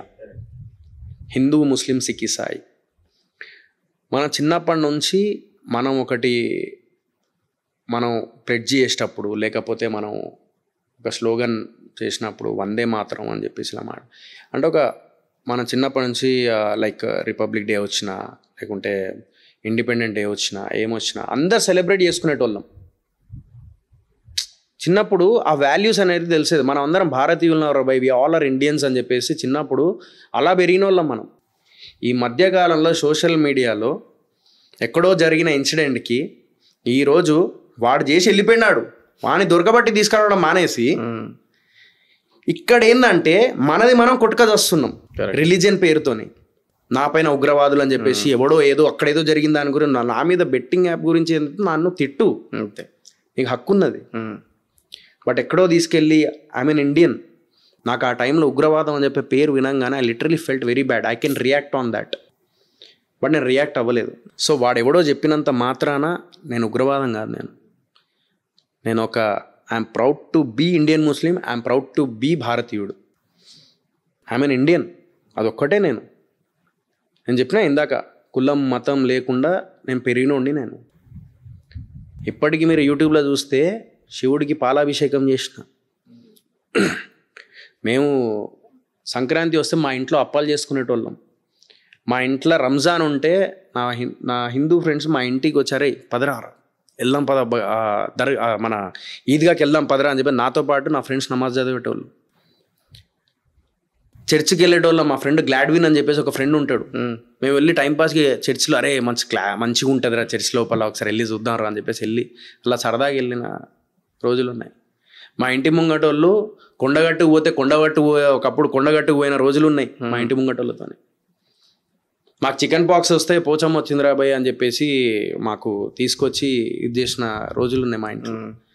అలాంటి వాతావరణంలో పెరిగిన చాలామంది ముస్లిమ్స్ ఉన్నారు, అందులో ఒక ముస్లిం నేను. అలాంటిది నన్ను పట్టుకొని ఉగ్రవాదం అని చెప్పి పేరు పెట్టి నువ్వు ఈరోజు చెప్తున్నావు ఒక ఇండియన్ అయి ఉండి నువ్వు ఒక యూట్యూబ్లో నీకు పుక్కడికి ఫ్రీగా నీకు యూట్యూబ్ అండ్ ఇన్స్టాగ్రామ్ వచ్చిందని చెప్పేసి అక్కడెక్కడో చేసిన దానికి నువ్వు వాళ్ళతో కొట్లాడకుండా, వాళ్ళ మీద అనకుండా, వాళ్ళని తీసుకురాకుండా, వాళ్ళ మీద కోపం చూపించకుండా మనది మనమే కొట్టుకొస్తాం. వాడు సక్సెస్ అయ్యాడు, అక్కడ నువ్వు ఫెయిల్యూర్ అయినావు. నా దృష్టిలో వాడు సక్సెస్ అయ్యాడు, వీళ్ళు ఫెయిల్యూర్ అయ్యాడు. నా కొడుకుల్ని పట్టుకొచ్చి వేసి పడేయండి. నా కొడుకుల్ని తీసుకొచ్చి జీవితాంతం వాడు ఇంకొకడు అక్కడికి వచ్చి మళ్ళీ అటాక్ చేయాలంటే గజ వనకాలు అట్లా చేయాలి వాళ్ళని. దాని మీద ఫోకస్ పెట్టు, అంతేగాని మనది మనం కొట్టుకొస్తే రిలీజియన్ పేరులో ఏమొస్తుందన్న. ఈరోజు నీకు ముస్లిం ఫ్రెండ్స్ ఉన్నారు, నాకు హిందూ ఫ్రెండ్స్ ఉన్నారు, నా బెస్ట్ ఫ్రెండ్స్ హిందూస్. సో అలాంటి ఫీలింగ్ లేకుండా తెలియకుండా ఈ సోషల్ మీడియా ఏం చేస్తుందంటే రిలీజియన్ పేరుతోని మొత్తము అసలు రాను ఎలా చేసేస్తున్నారంటే ఒకరి మీద టెర్రరిస్ట్ అనేది ఏ రిలీజియన్ ఉండదండి. మొన్న ఒక హస్బెండ్ని చంపేసి ముక్కలుగా చంపేసి ఒక క్రూరమైన ఒక మనిషిలాగా మారిపోయి ఒక డ్రమ్లో వేసేసి అంత ఘోరంగా నీచంగా ప్రవర్తించారు. ఒక మనిషిలో ఉన్న క్రూరత్వం అది. ఆ క్రూరత్వాన్ని మనం టెర్రరిస్ట్ అనే పేరు పెట్టినాం. వాళ్ళ క్రూరత్వం అది. అలా ఎన్నో ఇన్సిడెంట్స్ జరిగినాయి అన్న.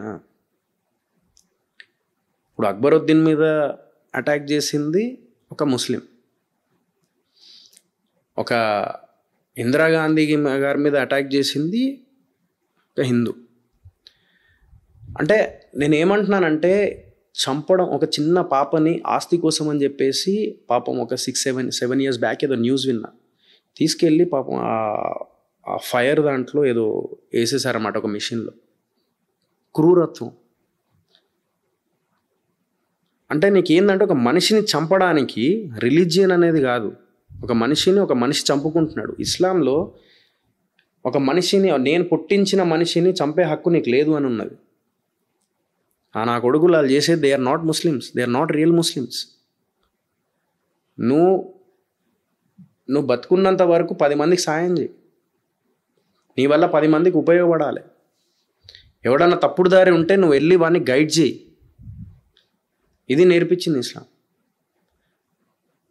దాన్ని పట్టుకొని ఈరోజు మాలాంటి వాళ్ళని ఇష్టమైనట్టు, నిన్న ఒక పర్సన్ దొంగ కొడుకులు అని చెప్పేసి ఇట్లా అనగానే నా తల్లిని పోగొట్టుకుని నాకు 5-6 నెలలు అవుతాను.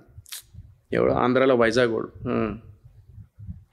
వాడు ఒక యూట్యూబ్ ఛానల్, మన ఇన్స్టాగ్రామ్లో అలా అనేసరికి లిటరల్లీ నేను బాధపడ్డా. అడుక్కున్నా, డిలీట్ చేయరా అడుక్కున్నా, నేను కొట్లాడలే. నేను అదే బాధగా ఉన్నదిరా, వద్దురా అలా అనకరా, అది నేను మీకు మెసేజ్లు చూపెడతా. అంటే ఎందుకు చెప్తున్నానంటే చాలామందికి తెలీదు. ఇక్కడ నేను రియాక్ట్ అవ్వచ్చు. అంటే ఇప్పుడు మీరు సక్సెస్ఫుల్ పొజిషన్లో ఉన్నారు కదా, సో ఇప్పుడు అట్లాంటివి చేస్తేనే వాళ్ళకి ఇన్స్టెంట్ వ్యూస్ వస్తాయని వాళ్ళు మనిషిని కూడా మర్చిపోయి ఇవన్నీ కూడా మర్చిపోతున్నాడు. వాడు డిలీట్ చేయాలంటే ఆర్చివ్ చేసిన అంటున్నాడు. అదే ఇప్పుడు అదే అంటారు కదా, పళ్ళున్న చెట్లకే రాళ్ళు కొడతారని. సో అట్లాంటి పీపుల్ వీళ్ళంతా ఇన్స్టెంట్ వ్యూ కోసం ఏం చేయలేమన్నా. సో వీళ్ళని మనం ఇగ్నోర్ చేస్తేనే మనం పీస్ఫుల్గా ఉంటాం. సో ఇలాంటి వాళ్ళు పుట్టుకొని ఒక్కటి కూడా నేను ఇందులో చెడుగా మాట్లాడలేదు. ఇందులో మా అమ్మ లాస్ట్ ఇయర్ చనిపోయారు, నువ్వు ఒక బూతులు మాట్లాడినావు మా అమ్మ మీద, గుర్తుపెట్టుకో, నీకు కూడా అమ్మ ఉంది, నీ అమ్మ లాంటిదే మా అమ్మ, ఆ తల్లిని అన్నావు. నేను కూడా అనొచ్చు రివర్స్ లో, బట్ అనను. ఎందుకంటే అంటే ఇలా వాడికి మెసేజ్ చేయాల్సిన నాకు అవసరం లేదు, but I want to change him. అదే అరే వద్దురా, మీ ఇంట్లో వాళ్ళు నిన్ను ఇట్లా పెంచిర్రు, నువ్వు కొంచెం ఆ వాల్యూ చేసుకో, కాపాడుకో, మీ తల్లిదండ్రులు బాగా చూసుకో అని చెప్పేసి చెప్పినా తప్ప వాడిని రివర్స్లో నేను అనాలనుకుంటే నేను అనొచ్చు. కరెక్ట్. డిలీట్ చేసాను, పొద్దున్న లేచి వాడు ఆర్చివ్ చేసిన అన్నాడు, చేసుకో, డిలీట్ చేసే వీలైతే అని చెప్పేసి చెప్పిన. నేను సరే అన్నా అని చెప్పాను. నేను ఒకవేళ ఆర్గ్యూ చేసి ఉంటే వాడితోని, నేను ఒక మాట అని ఉంటే ఆ వార్ లాగా అయ్యేది. వార్ లాగా అయితే ఇంకా 10 మందికి అయిపోయింది, అది వేస్ట్. ఇంకా వేరే వాళ్ళకి కూడా చేయొద్దు అనే ఫీలింగ్, చిన్న మార్పు స్టార్ట్ అయింది. గ్రేట్. అది అంతే, అవసరం లేదు. నేను చెప్పిన వాడికి, అరే వద్దురా, నన్ను తిట్టుకో, నీకు తిట్టాలనిపిస్తే నన్ను తిట్టు. ఎవడైనా యూట్యూబ్లో వ్యూస్ కోసం అని చెప్పేసి ఎవడైతే చేస్తున్నాడో, నీ వ్యూస్ కోసం నువ్వు చేసుకో, నన్ను తిట్టుకుంటావా తిట్టుకో, నీకు హక్కు ఉన్నది. నేను తప్పు చేస్తే నీకు తిట్టే హక్కు నీకు ఉన్నది. కానీ తల్లుల్ని తిట్టుకుంటూ, ఇంట్లో వాళ్ళని తిట్టుకుంటూ, గలీజ్గా బూతులు కింద కమెంట్లు పెట్టుకుంటూ, మన తల్లులు ఏం చేశారన్న పాపం. అంతే, కనీ పెంచి కష్టపడి ఇక్కడ దాకా పెంచినందుకు ఈ మాటలు వినడానిక మనం ఉన్నది. 4 రోజుల జిందగీ దీని అమ్మ జీవితం వచ్చినామా, ఎప్పుడు పుట్టుకోమంటామో తెలియదు. ఉన్నన్ని రోజులు హ్యాపీగా ఉందాం. అక్కడెక్కడో చేసిన దానికి తీసుకొచ్చి ఇక్కడ రిలీజియన్ పేరుతోని సోషల్ మీడియాలో కింద మీద పడుతున్నారు. ఎవడో ఎక్కడో స్పీచ్ చేసి ఒక మీటింగ్లో పెద్ద స్పీచ్ ఇస్తాడు, ఇట్లా రెచ్చగొట్టేస్తాడు. నువ్వు తిరుగుతున్నావు జెండాలు పట్టుకొని, వాడు హ్యాపీగా ఇంట్లో ఏసీలో కూర్చొని ఉన్నాడు. వాళ్ళ కొడుకులు మంచి ఎక్కడెక్కడో చదువుకొని ఫారెన్లా నువ్వు ఏదైతే రిలీజియన్ కోసం ఇక్కడ కొట్లాడుతున్నావో అదే రిలీజియన్ ఫ్రెండ్స్తోనే అక్కడికి వెళ్ళి వాడు ఎంజాయ్ చేస్తున్నాడు. దుబాయ్ ఏం చేస్తాడో, అమెరికా ఎంజాయ్ చేస్తాడో, యూకే ఎంజాయ్ చేస్తాడో, నువ్వు ఇక్కడ కూర్చొని నువ్వు కొట్లాడుకుంటావు సోషల్ మీడియాలో. వద్దు, దేశం బాగుపడడానికి నువ్వు ఏం చేస్తున్నావో దానికి ప్రయత్నించు. మనం నెక్స్ట్ టెక్నాలజీ ఎట్లా తీసుకొద్దాం అని ప్రతి ఒక్క కంట్రీకి వెళ్ళినప్పుడు ప్రతి కంట్రీ డెవలప్ అవుతుంది, మనది ఎందుకు అవుతలేదు? నీకు అంత హక్కు ఉంటే నువ్వు యూట్యూబ్లో కూర్చొని, నువ్వు ఇన్స్టాగ్రామ్లో కూర్చొని, అరే ఈ ఊర్లో సమస్య ఇది ఉంది, ఎందుకు సాల్వ్ అవుతలేదు క్వశ్చన్ చేయి, మాట్లాడు. ఓటేసినావు కదా, దాని గురించి పోరాడు, డెవలప్మెంట్ కోసం పోరాడు. నా రిలీజియన్ గెలవాలి అని చెప్పేసి హిందూస్, నా రిలీజియన్ గెలవాలి అని చెప్పేసి ముస్లిం, నా రిలీజియన్ గెలవాలి అని చెప్పేసి సిక్స్, నా రిలీజియన్ గెలవాలి క్రిస్టియన్. ఎందుకు ఏం అవసరం లేదు. నీ రిలీజియన్ని నువ్వు ప్రేమించు, పక్కలో పక్కలోనే గౌరవించు. మా ఇస్లాంలో కూడా ఒకటి రాసింది, ఏ రిలీజియన్ని కించపరచకు, ప్రతి రిలీజియన్కి హరేక్ మజహబ్కు ఇజ్జత్ దో, అల్లాని నమ్ము, ప్రతి రిలీజియన్కి రెస్పెక్ట్ ఇవ్వు. ఇది నువ్వు నీ దేవుడిని నమ్ము, నీ దేవుడు ఎవరైతేనో నమ్మి ఇక్కడ పక్కోళ్ళ రిలీజియన్ని గౌరవించు. అప్పుడు లైఫ్ బాగుంటుంది, నీ చుట్టుపక్కల జనాలు బాగుంటారు. అప్పుడు నీ ఫోకస్, నీ మైండ్ ఏదైతే నీ ఫోకస్ ఉందో, నీ కెరియర్ మీద ఫోకస్ కానీ, లేకపోతే ఈ భారతదేశాన్ని డెవలప్ చేయాలి, లేదంటే డెవలప్ చేసేదంటే ఏం లేదన్నా, నువ్వు ఏదో చేయాల్సిన అవసరం లేదు. నీ ఇంటిని, నీ లైఫ్ని నువ్వు బాగా చేసుకోవడానికి నువ్వు ఏదైతే నువ్వు క్రియేటివ్గా చేస్తున్నావో, లేదంటే నువ్వు ఏదైతే నువ్వు కష్టపడుతున్నావో, నువ్వు ఫారెన్ వెళ్ళి కష్టపడతావా, ఇక్కడ ఉండి కష్టపడతావా, ఏం చేస్తావో చెయ్యి. ఏదైతే అది చేస్తావో నీ పని నువ్వు చేసుకొని ఎవరిని కించపరచకుండా ఉండి నీ పని నువ్వు చేసుకుంటూ వెళ్తా అంటే అదే డెవలప్మెంట్ అన్న. కరెక్ట్. డెవలప్మెంట్ చేయాలంటే నువ్వు వెళ్ళి ఏదో రోడ్లు వేసేసి నువ్వు ఇది వేసేసి అది కాదు డెవలప్మెంట్. నీ పని నువ్వు చేసుకొని నువ్వు హ్యాపీగా లైఫ్ లీడ్ చేసుకో, అదే డెవలప్మెంట్. అది సూపర్. సో దీని గురించి కొట్లాడాలన్నా, కరెక్ట్, డెవలప్మెంట్ కోసం కొట్లాడాలి. ఆ ఊర్లో ఎందుకు ఇది అవ్వలేదు, ఈ సమస్య ఏమున్నది, ఈ సిటీలో ఎందుకు ఇది లేదు, ఈ ఊర్లలో ఏం వాటర్ సప్లై లేదనుకో, అక్కడ దాని గురించి కొట్లాడు. భారతదేశంలో ఎన్నో ఊర్లలో సప్లై లేవు, వాటర్ సప్లైస్ లేవు చక్కగా, దాని గురించి కొట్లాడు. రోడ్లు లేవు, దాని గురించి కొట్లాడు.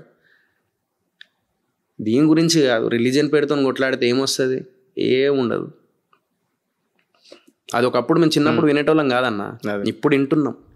ఈ సోషల్ మీడియా, అవును, ఫ్రీగా వచ్చే పుక్కడికి వచ్చే సోషల్ మీడియా కోసం, వ్యూస్ కోసం, లేదా నేను ఏదో తురుమని చెప్పేసి అనుకోవడం, ఇవన్నీ దేనికి పనికిరావన్నీ. ఇవి అందరం ఇండియన్స్, అందరం ఒకరికొకరు హెల్ప్ చేసుకోండి. నిజం గుండె మీద ఈ వ్యూస్ అన్న ఇప్పుడు ఎంతమంది చూస్తున్నారో వాళ్ళందరినీ గుండె మీద చేసుకొని చెప్పన్న.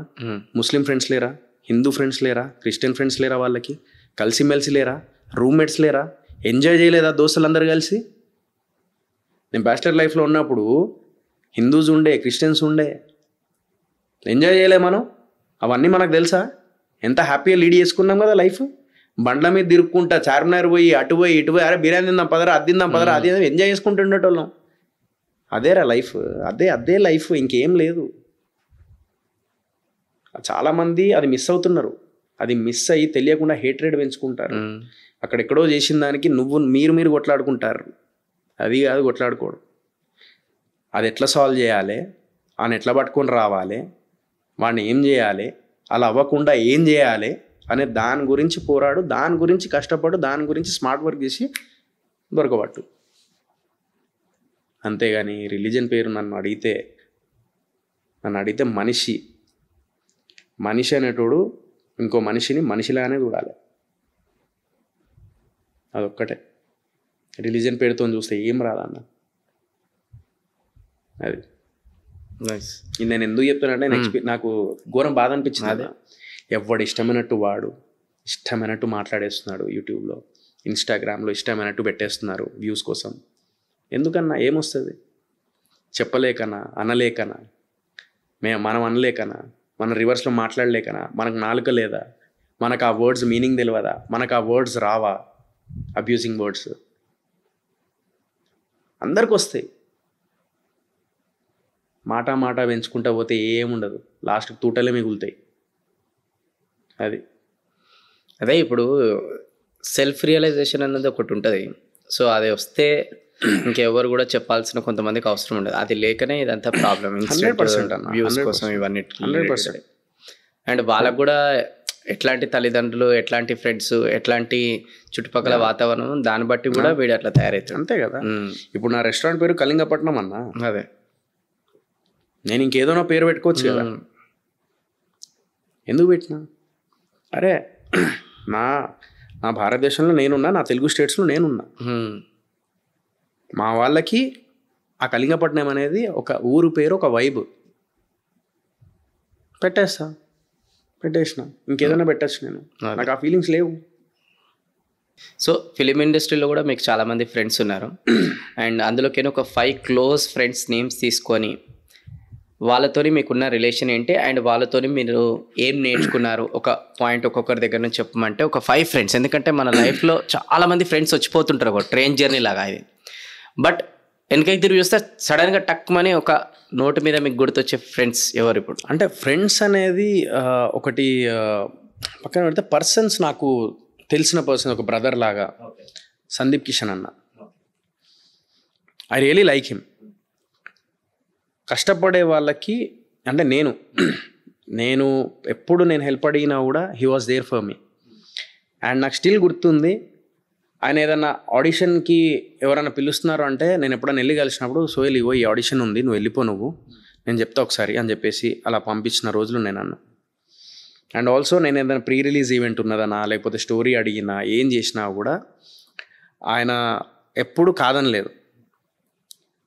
ఒక్కొక్కసారి అనిపిస్తుంది ఆయనది కూడా హోటల్ బిజినెస్ అనమాట, వివాహ భోజనం. ఒక్కొక్కసారి అనిపిస్తుంది అన్న బాటలో నేనేమో నడుస్తానేమో అని చెప్పేసి అని. I really like him. ఆయన కష్టపడే విధానం కానీ, ఆయన డెడికేషన్ కానీ, ఆయన ఎప్పుడు he never give up. So అది ఆయన దగ్గర నేను ఎప్పుడు నేర్చుకున్నాను. ఆయన ఒక మాట అన్నా నాతోనే, నీ చుట్టూ కథ తిరగడం కంటే కథ చుట్టూ నువ్వు తిరిగే సినిమాలు ఎంచుకోవాలి. స్టార్టింగ్ స్టేజ్లో నీ కోసం జనాలు రావద్దు, కథ కోసం రావాలి అని చెప్పేసి మొన్న రీసెంట్లీ నేను బాధపడినప్పుడు చెప్పిండనమాట. నేను ఫోన్ చేసి బుట్కట్ బాలరాజు అప్పుడు ఫోన్ చేసి నేను అన్నా ఇట్లా ఏం అర్థం కావట్లేదు అన్న, ఇట్లా అయింది అంటే, just take it as a positive Sohel. నీ సినిమా 10 మందికి తెలిసింది, అది నెగిటివ్ అయినా పాజిటివ్ ఏదైనా కూడా బుట్కట్ బాలరాజు ఉందని తెలిసింది. ఇలా లైఫ్లో అవుతూ ఉంటాయి, డోంట్ బీ స్ట్రెస్డ్, అది ఇది అని చెప్పేసి ఆయన. సందీప్ కిషన్ అన్న. సెకండ్ అలీరజా అన్న.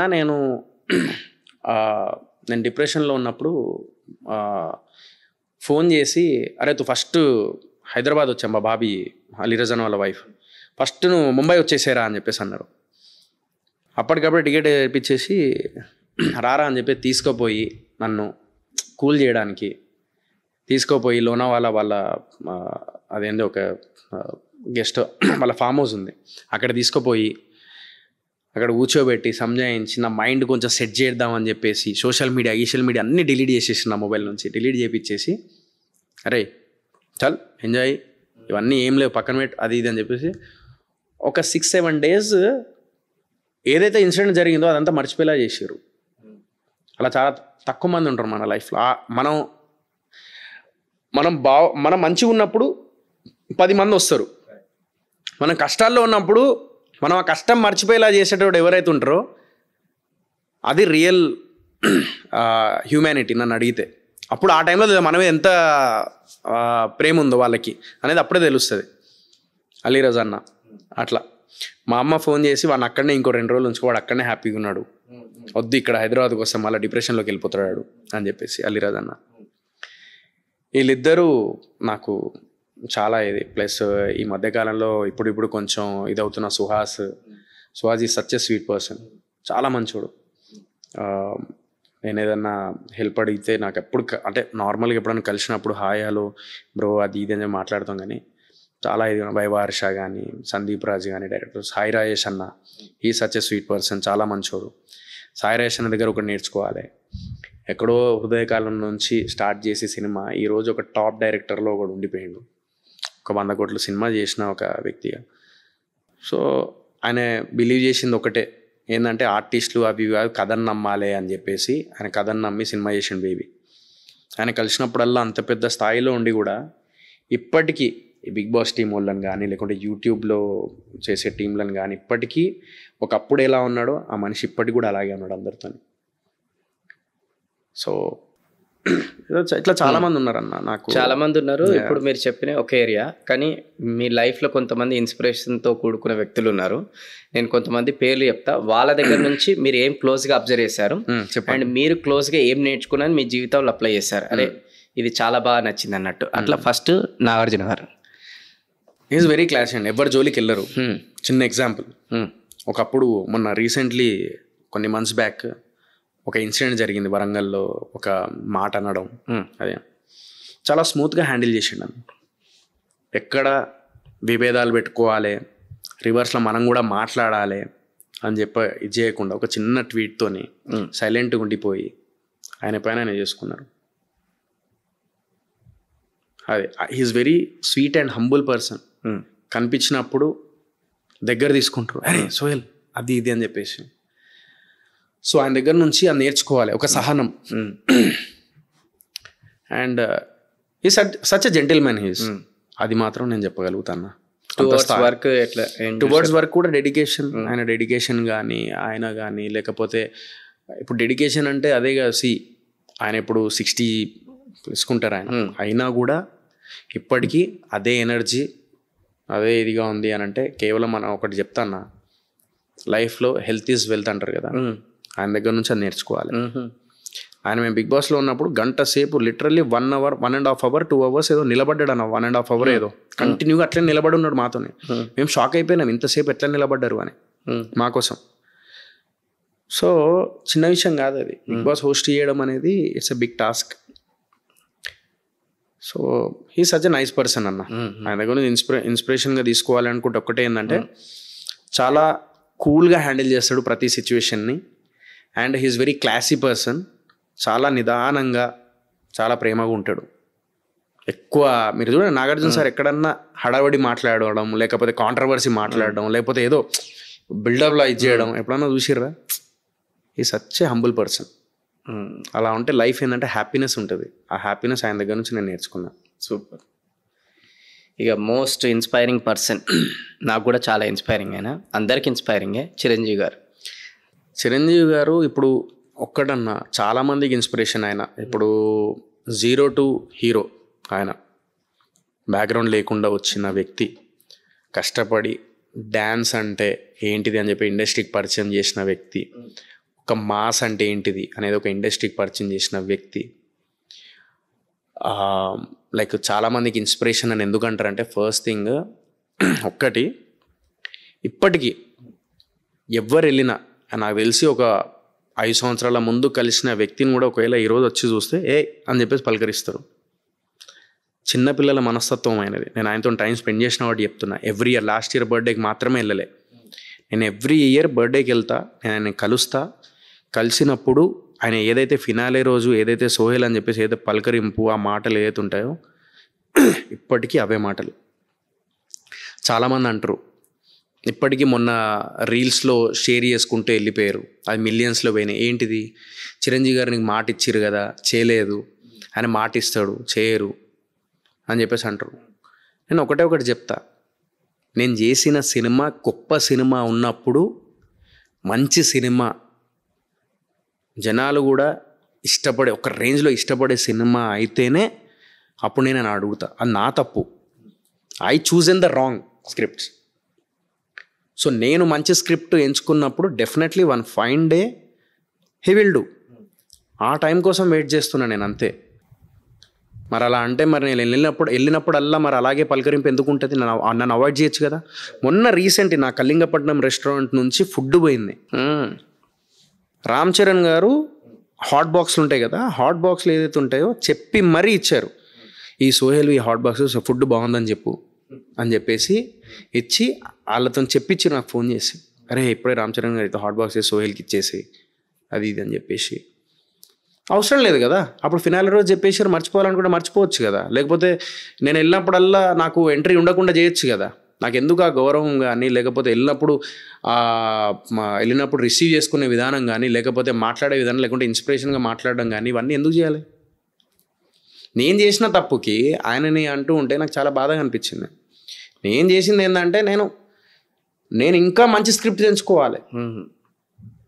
జనరేషన్ చేంజ్ అయింది, మంచి స్క్రిప్ట్. జనాలు ఏంటంటే already OTT platforms there are too many films, like మంచి కంటెంట్ ఉన్న సినిమాలు చాలా చూస్తున్నారు.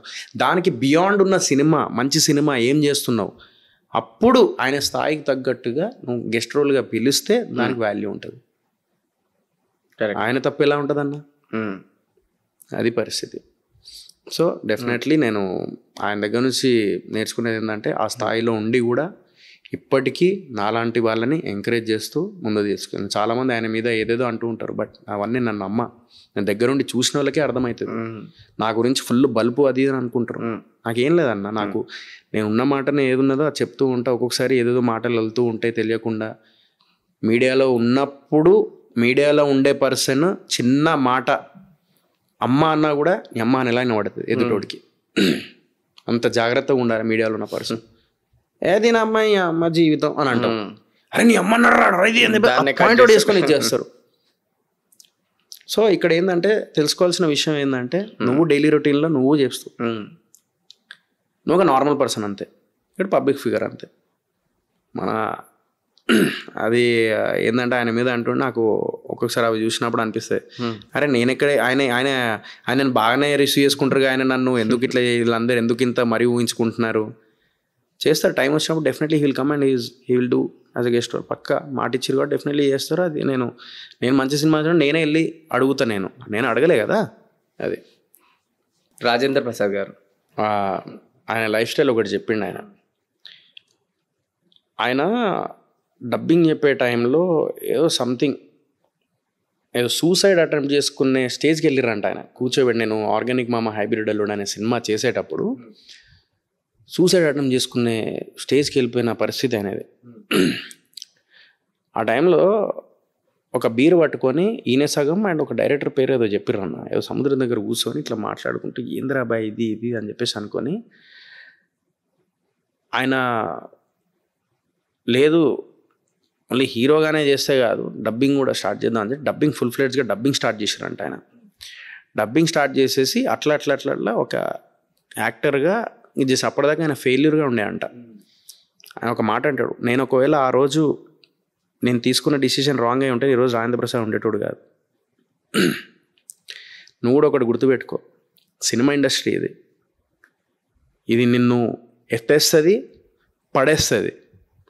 ఆ పడినప్పుడు నువ్వు ఏదైతే హ్యాండిల్ చేస్తావో అదే నీ life, not only in film industry. ఆ మాట ఆయన చెప్పినప్పుడు ఆ క్షణం నేను ఒకవేళ అక్కడికి వెళ్ళి ఒక పర్సన్తో మాట్లాడకపోయి ఉంటే, నేను ఒకవేళ ఆ డిసిషన్ తీసుకొని నేను ఒకవేళ రాంగ్ డిసిషన్ తీసుకొని ఉంటే ఈరోజు నేను ఈ స్థాయికి ఉండేటోని కాదు. జీవితంలో ప్రతి ఒక్కటి సెకండ్ ఛాన్స్ అనేది ఉంటుంది. నేను ఇవన్నీ ఎందుకు చెప్తున్నానంటే నువ్వు కుర్రబచ్చగాడివి, ఆయన మాట ఇట్లా, నువ్వు కుర్రబచ్చగాడివి, నీకు తొందరపాటు ఎక్కువ ఉంటుంది, నీకు ఆతృత ఎక్కువ ఉంటుంది.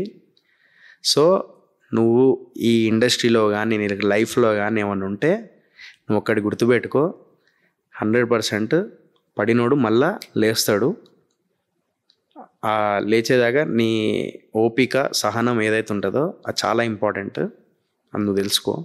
నేను నా ఎక్స్పీరియన్స్తో చెప్తున్నది అని చెప్పేసి ఆయన చెప్పిండు. అప్పుడు అంత పెద్ద ఆయననే ఆ మాటలు చెప్పినప్పుడు మనలాంటి వాళ్ళకి ఏమనిపిస్తుంది అంటే చల్ల అని చెప్పేసి అనిపిస్తుంది. ఇంకొక విషయం అన్న, నాకు ఇప్పుడు ఏం జరిగినా నా లైఫ్లో ఎవడొచ్చి ఏం మాట్లాడినా ఏం చేసినా నాకు ఫరక్ పడదన్న. ఎందుకు తెలుసా, జీవితంలో విలువైన నా తల్లినే పోగొట్టుకున్నా నేను.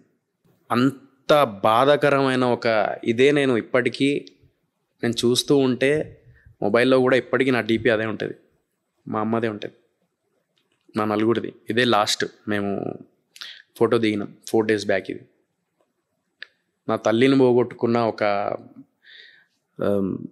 బాధ ఇప్పటికీ ఉంది. ఆ బాధ ముందు ఇంకా ఏ బాధ నాకు చిన్నగానే అనిపిస్తాయి. అందరికి ఒకటే చెప్తున్నా, లైఫ్లో తల్లిదండ్రులను బాగా చూసుకోండి, వాళ్ళని ప్రౌడ్గా ఫీల్ అయ్యేలా చేయండి. నీ లైఫ్, నీ గోల్, నీ ఇంట్లో సమస్యలు అవి క్లియర్ చేసుకో ఫస్ట్. దాని తర్వాత పక్కోడి మీద పడతావా, నువ్వు ఏం చేసుకుంటావో చేసుకో. ఫస్ట్ నీ డిక్కి నువ్వు సాఫ్ చేసుకో. పక్కోడు డిక్కి సాఫ్ చేసుకుందామనే లోపు నీ డిక్కి ఎండిపోతుంది. అది మాత్రం నేను చెప్తా. వాళ్ళని ప్రౌడ్గా ఫీల్ అయ్యేలా చేస్తా అని చెప్పేసి నీ మనసులో ఉంటుంది చూడు బ్రో, ఆ టైంలో నీకు సక్సెస్ రాలేదా ఆ రోజు నన్ను వచ్చి అడుగు, ప్రయత్నించు, వాళ్ళ కోసం పోరాడు. చిన్నప్పటి నుంచి పెద్ద అయ్యేదాకా నిన్ను పెంచడానికి వాళ్ళు ఎంతో కష్టపడతారు. ఒక పూట తిండి తిని తల్లిదండ్రులు నువ్వు పెరిగేటప్పుడు వాళ్ళంత కష్టపడి నిన్ను పెంచుతారు. నువ్వు పెద్దగా అయిన తర్వాత వాళ్ళని ప్రౌడ్గా ఫీల్ అయ్యేలా చేయాలి అని చెప్పేసి వాళ్ళ కోసం నువ్వు కష్టపడు. వాళ్ళు నిన్ను పెంచడానికి ఎలా సక్సెస్ అయ్యారో నిన్ను పెద్ద ఇక్కడ దాకా పెంచి నిన్ను ఒక పెద్ద అయ్యాక ఇట్లా చూసుకొని, అరే నా కొడుకు పెద్ద అయ్యాడరా అరే నా కూతురు పెద్ద అంటే ఇక్కడ దాకా తీసుకొచ్చిన నా కూతుర్ని ఇక్కడ దాకా నేను చదివిపించిన పెంచిన అని చెప్పేసి ఆనందం ఏదైతే ఉంటుందో నువ్వు వాళ్ళని ప్రౌడ్గా ఫీల్ అయ్యేలాగా నువ్వు ప్రయత్నిస్తే వన్ ఫైన్ డే మీ అమ్మా నాన్నని చూస్తూ యూ విల్ ఫీల్ ప్రౌడ్. అరే నేను కష్టపడిన దానికి ఫలితం ఇది, my mom and dad are very happy అనిపిస్తుంది. ట్రిప్లలోకి తీసుకపో, దోస్తులతో టైం స్పెండ్ చేయ, కాదని కాదు. వాళ్ళు నీ దగ్గర నుంచి కోరుకునేది ఒకటి టైం. తల్లిదండ్రులు నీ ఆస్తులు కోరుకోరు, నీ డబ్బు కోరుకోరు, ఏం కోరుకోరు. నీ హ్యాపీనెస్ కోరుకుంటారు. నీ హ్యాపీనెస్ అంటే ఏంటిది? నువ్వు లైఫ్లో సెటిల్ అయితే నువ్వు హ్యాపీగా ఉంటావు, లైఫ్లో సెటిల్ అవ్వదు నువ్వు హ్యాపీగా ఉండవు. నీ లైఫ్లో నీ గోల్ రీచ్ అయ్యేలాగా చేసుకుంటూ ఉండవు. నీ ప్రయత్నం అన్నా చూసి వాళ్ళు హ్యాపీ ఫీల్ అవుతూ ఉంటారు. నా కొడుకు మాత్రం నాకు బ్యాడ్ నేమ్ తీసుకురాలే, నా కొడుకు పద్ధతిగా పెరిగిండు, నా కూతురు పద్ధతిగా పెరిగింది అని చెప్పి ప్రౌడ్గా ఫీల్ అవుతారు వాళ్ళు. వాళ్ళ హ్యాపీనెస్ అదే. నేను డబ్బు గిబ్బు ఏం ఆశించరు, గౌరవంగా పెరిగిర్రా. కొంతమంది ఇంట్లలో పిల్లలు సెటిల్ గారు, కానీ వాళ్ళ పిల్లల్ని బయట వాళ్ళు మెచ్చుకుంటారు. ఎంత గౌరవంగా పెంచిర్రా పిల్లల్ని, వాళ్ళు ఎంత పద్ధతిగా పెంచిండు వాళ్ళ పిల్లల్ని అని చెప్పి గొప్పగా చెప్పుకుంటారు. అది ఆ పేరు తీసుకొచ్చుకోవాలి, అప్పుడే వాళ్ళ సక్సెస్. అదే సూపర్. చాలా అంటే చాలా మీరు లైఫ్లో అనుభవించి ఇప్పటి వరకు ఈ విషయాలన్నీ చెప్తుంటే చాలామందికి యూత్కి స్పెషల్గా ఇది ఒక లెర్నింగ్ లెసన్ అనమాట ఇది. ఎందుకంటే ఇప్పటి వరకు మీరు కష్టపడి ఒక పొజిషన్కి రావడం వేరు, బట్ దాన్ని ఒక మంచి మంచి లెసన్స్ ద్వారా అంటే మీరంతా కూడా ఈరోజు వాట్ ఎవర్ పాడ్కాస్ట్లో మీరు చేసిన మిస్టేక్స్కే జెన్యున్గా యాక్సెప్ట్ చేసి దాని నుంచి ఇగో ఇది నేను నేర్చుకున్నా, మీరు ఇట్లాంటి తప్పు చేయకుని రేపు మీరు ఇట్లాంటి తప్పు చేయకుండా ఉంటేనే మీరు లైఫ్లో బాగుపడతారని చాలా క్లియర్గా చెప్పారు. 100%. అండ్ ఎక్కడో జరిగిన దానికి మీరు అందరు కొట్లాడుకోకండి, అందరు కలిసిమెలిసి దీనికి సొల్యూషన్ ఏందో ఆలోచించండి అంతే.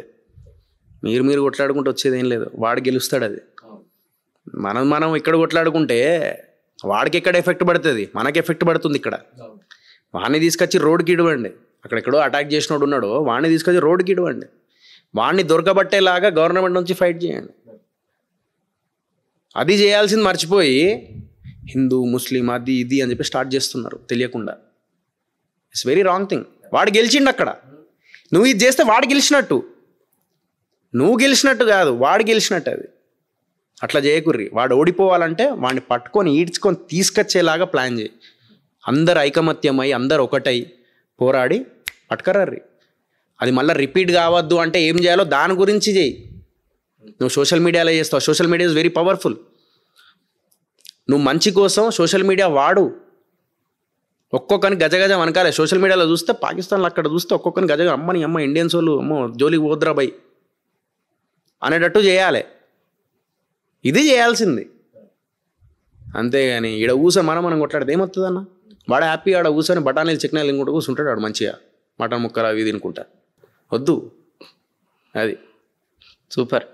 సో ఇంకా మీరు కళింగపట్నం అనేది మొత్తం కూడా డిస్టిక్ వైజ్ బ్రాంచెస్ కావాలి, స్టేట్ వైజ్ కావాలి, ఇండియా మొత్తం కావాలని, అలానే ఇంకా మీరు అబ్రాడ్లో కూడా బ్రాంచెస్ ఓపెన్ చేయాలని, దాన్ని ఒక పెద్ద లెవెల్లో తీసుకెళ్లాలని మనస్ఫూర్తిగా కోరుకుంటున్నాను. అలానే ఇంకా ఫిలిం ఇండస్ట్రీలో కూడా ఇంకా మీరు చాలా ఎదగాలని మనస్ఫూర్తిగా కోరుకుంటున్నాను. ఎందుకంటే మీలాంటి వాళ్ళు ఒక సక్సెస్ఫుల్ యాక్టర్గా సక్సెస్ఫుల్ ఎంటర్ప్రైనర్గా ఎదిగితే రేపటి రోజున చాలామంది యంగ్స్టర్స్ కూడా ఈ ఫీల్డ్లోకి వచ్చి అరే మనం ఈ ఫీల్డ్లో ఓన్లీ యాక్టింగ్ ద్వారానే కాదు, మనం ఇట్లా 4 రూపాయలు సంపాదించుకొని మనం ఇంకొకరి నలుగురికి ఈరోజు ఉపాధి ఇస్తున్నారు. మేము ఇప్పుడు ఫిలిం ఇండస్ట్రీ ఎట్లయినా మీరు ఒక ప్రొడ్యూసర్ అయ్యి దాని తర్వాత ఒక యాక్టర్ అయ్యి అట్లా ఇచ్చారు అక్కడ, అట్లనే ఇక్కడ రియల్ లైఫ్లో కూడా కంటిన్యూగా ఇస్తున్నారు. అదేంటంటే ఒక ఫిలిం వచ్చినప్పుడు ఆ ట్రూప్ పనిచేస్తుంది, దాని తర్వాత మళ్ళీ నెక్స్ట్ ఫిలింకి ఇంకొకరి దగ్గరికి వెళ్ళిపోతారు. కానీ ఇక్కడ డెడికేటెడ్గా కొంతమందికి ఎంప్లాయబిలిటీ ఇవ్వడం అంటే కూడా మామూలు విషయం కాదు. అది అంటే నేను ఒకటి చెప్తాను, ఐ స్వేర్ చెప్తున్నా. ఈరోజు నేను నా కెరీర్ మీద ఒకటి చెప్తున్నా. అంటే నేను ఎందుకు ఈ మాట చెప్తున్నానంటే, నేను నా ఎంప్లాయీస్ ఉంటారు కదా, ఫర్ ఎగ్జాంపుల్ జూనియర్ షెఫ్ ఉన్నాడు, మనకి ఏం చెప్తుంది తెలుసా? ఎవడైనా నా దగ్గర డ్రైవర్గా పనిచేసేటోడు కానీ లేకుంటే ఎవరైనా ఇక్కడికే ఉండొద్దు, మీరు లైఫ్లో ఇంకా ముందుకు ఎదగాలి. నువ్వు జూనియర్ షెఫ్ నుంచి మెయిన్ షెఫ్ అయిపోవాలి. ఏంది ఇక్కడనే ఉంటావు, ఇంకా ఎదగాలి. నా పక్కన కాదు, ఈ రెస్టారెంట్ కాదు, నువ్వు వెళ్ళి 5 స్టార్ రెస్టారెంట్లో పనిచేయాలి. ఇంకా లేదంటే నువ్వు మెయిన్ షెఫ్ అవ్వాలి. మెయిన్ షెఫ్ వాళ్ళు ఎవరైతే ఉంటారో వాళ్ళు ఇంకా పొజిషన్కి వెళ్దాం. మనం దానికోసం మనం ఏం చేద్దాం? ప్రయత్నిద్దాం అని చెప్పేసి అందరిని ఎంకరేజ్ చేస్తాను నేను. సూపర్. ఎందుకంటే ఎవడు మన దగ్గర పని చేసేవాడు వాడు అక్కడ దాకే ఉండాలి అని చెప్పేసి ఆలోచించద్దు. వాడు ఎదగాలి. ఏదైనా అంటే ఒక్కొక్క స్టెప్ ఆడు పోయిన ప్లేస్ ఇంకోటి వస్తాడు, మళ్ళీ వాడిని డెవలప్ చేయాలి. నా దగ్గర ఒకటి పృథ్వీ వాడు ఇప్పుడు మంచి photographer plus wedding event planner అయ్యాడు, మంచి పొజిషన్లో ఉన్నాడు. మక్బుల్ గాడు మంచి పొజిషన్లో ఉన్నాడు. వెళ్ళి వానికి చెప్పేటోడిని నా దగ్గర పని చేసేటప్పుడు, అరే నువ్వు మెకానిక్గా వర్క్ చేసినోడు, నువ్వు ఇక్కడికి వచ్చి నువ్వు ఎంత చేస్తున్నావు, మంచి షెడ్ పెట్టుకొని మంచి ప్రాపర్గా కార్ వాష్లు షెడ్ అంతా పెట్టుకొని మన టూల్స్ కిట్స్ ఉంటాయి కదా అవన్నీ తీసుకొచ్చుకొని నువ్వు ప్రాపర్గా విజయవాడ ప్లాన్ చేసుకో అని చెప్పి నేను చెప్పేటోని వాడికి. వద్దురా, ఇది కాదు నీకు టాలెంట్, అది ఇది కాదు సినిమా ఇండస్ట్రీ నువ్వు వచ్చి ఏదో. కొంతమందికి ఏంటంటే కొంతమందికి సినిమా ఇండస్ట్రీలోకి పోవాలి అది ఇది అని చెప్పేసి అనిపిస్తుంది. వాళ్ళ టాలెంట్ ఇంకోటి ఉంటుంది, అది మర్చిపోయి వస్తారు. వాళ్ళకి ఒకటి చెప్తా, అది సెట్ చేసుకొని ప్రాపర్గా సెట్ చేసుకొని ఇక్కడికి వచ్చి ప్రయత్నించు నువ్వు. అరే ఈ అన్న దగ్గర వర్క్ చేస్తే మనం ఇక్కడ పరిచయాలు పెరుగుతాయి, ఈ అన్న దగ్గర పరిచయాలు ఇది చేసుకో, నేను కాదనట్లేదు. బట్ నువ్వు ఇక్కడ ఏదైతే ఉంటుందో నీ మెయిన్ వృత్తి ఏదైతే ఉన్నదో అది మర్చిపోకు. నేనే ఒక సినిమా ఇండస్ట్రీ నుంచి పోయి నేను మళ్ళీ కొంచెం గ్యాప్ ఇచ్చి నేను రెస్టారెంట్స్ పెట్టుకున్నా. నెక్స్ట్ మళ్ళీ సినిమాకి ఇప్పుడు మళ్ళీ రెడీ అవుతున్నా. ఎందుకంటే రెండు ఉండాలి, సినిమా ఇండస్ట్రీ ఒక్కడే కానీ రెండు ఉండాలి. ప్రతి యాక్టర్ని పెద్ద పెద్ద యాక్టర్స్ అందరూ మీకు తెలియదు ఏమున్నది, బిజినెస్ ఉంటాయి వాళ్ళకి. ఎందుకు ఉంటుంది? ఇదే కాదు, బిజినెస్ కూడా ఇంపార్టెంట్. పక్కన ఇంకో ఇన్కమ్ కూడా చాలా ఇంపార్టెంట్ ఒక యాక్టర్కి. ఇప్పుడున్న సిచ్యువేషన్లో ఇంకా చాలా ఇంపార్టెంట్. నేను వాడిని నా దగ్గరనే పెట్టుకోవచ్చు, వద్దు, ఎదుగు, జీవితంలో సంపాదించు, పిల్లల్ని భార్యను బాగా చూసుకో, తల్లిదండ్రులను బాగా చూసుకో. ఇక్కడనే ఉంటావా? ఎదగాలి. నా దగ్గర పనిచేసినోడు ఎదగాలి, మీ దగ్గర పనిచేసినోడు ఎదగాలి, అందరూ ఎదగాల్సిందే. ఇక్కడ ఒకటి దగ్గర స్టేబుల్ అయి ఉండద్దు.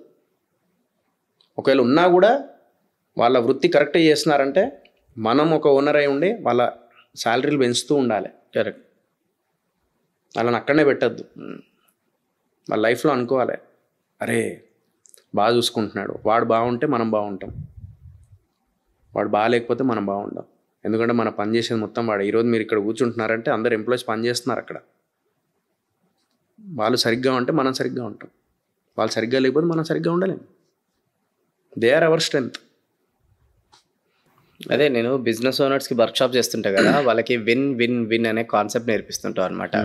ఫస్ట్ విన్ వచ్చేసి ఏంటంటే కస్టమర్ విన్ కావాలి, ఎందుకంటే వాళ్ళకి మనకు డబ్బులు కడతారు, వాల్యూ ఫర్ మనీ ఇవ్వాలి. సెకండ్ విన్ వచ్చేసి ఏంటంటే టీమ్ మెంబర్స్ విన్ కావాలి, ఎందుకంటే టీం విన్ అయితేనే రేపు రోజున బిజినెస్ అనేది సక్రమంగా నడుస్తుంది. వీళ్ళిద్దరిని విన్ చేపించి మూడోది కూడా విన్ కావాలి, అది బిజినెస్ ఓనర్ విన్ కావాలి. ఎందుకంటే కొంతమంది బిజినెస్ ఓనర్లు ఏం చేస్తారంటే టీంని విన్ చేపిస్తారు, కస్టమర్ని విన్ చేపిస్తారు, వీళ్ళు ఓడిపోతారు, మొత్తం జోబులకి పైసలు పెట్టుకుంటూనే వస్తుంటారు. అది ఎక్కువ కాలం ఇంకా డేంజర్. ఎక్కువ కాలం ఆ బిజినెస్ మళ్ళీ తర్వాత వీళ్ళని విన్ చేయలేవు కదా, వీళ్ళని విన్ చేయాలి, వీళ్ళు కూడా రోడ్ పైన అయిపోతుంది. అందుకోసం బిజినెస్లో కస్టమర్ కూడా విన్ కావాలి, టీం కూడా విన్ కావాలి, బిజినెస్ ఓనర్ కూడా విన్ కావాలి. ఈ మూడు విన్ అయితేనే బిజినెస్ సక్రమంగా నడుస్తుంది. Business is a vehicle to serve people అనమాట.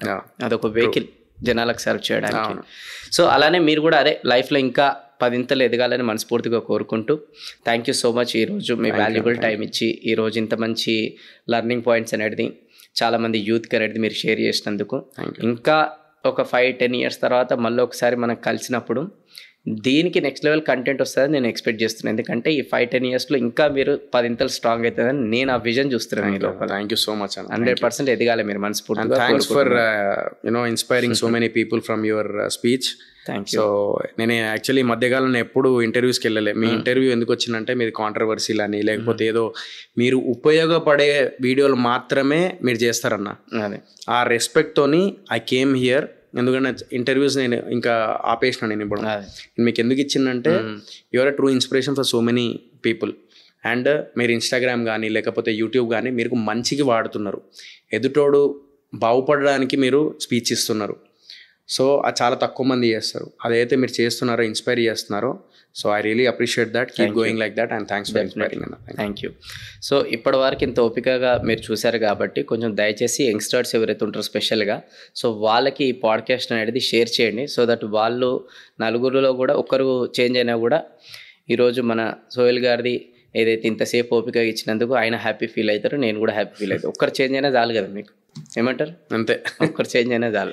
ఓకే, సో అట్లనే వీడియోకి ఒక లైక్ అనేది చేయండి. మళ్ళీ నెక్స్ట్ పాడ్కాస్ట్లో ఇంకొక ఎక్స్పర్ట్తో అనేది మనం కలుద్దాం. నేను మీ వేణు కళ్యాణ్ సైనింగ్ ఆఫ్. జై హింద్. Thank you.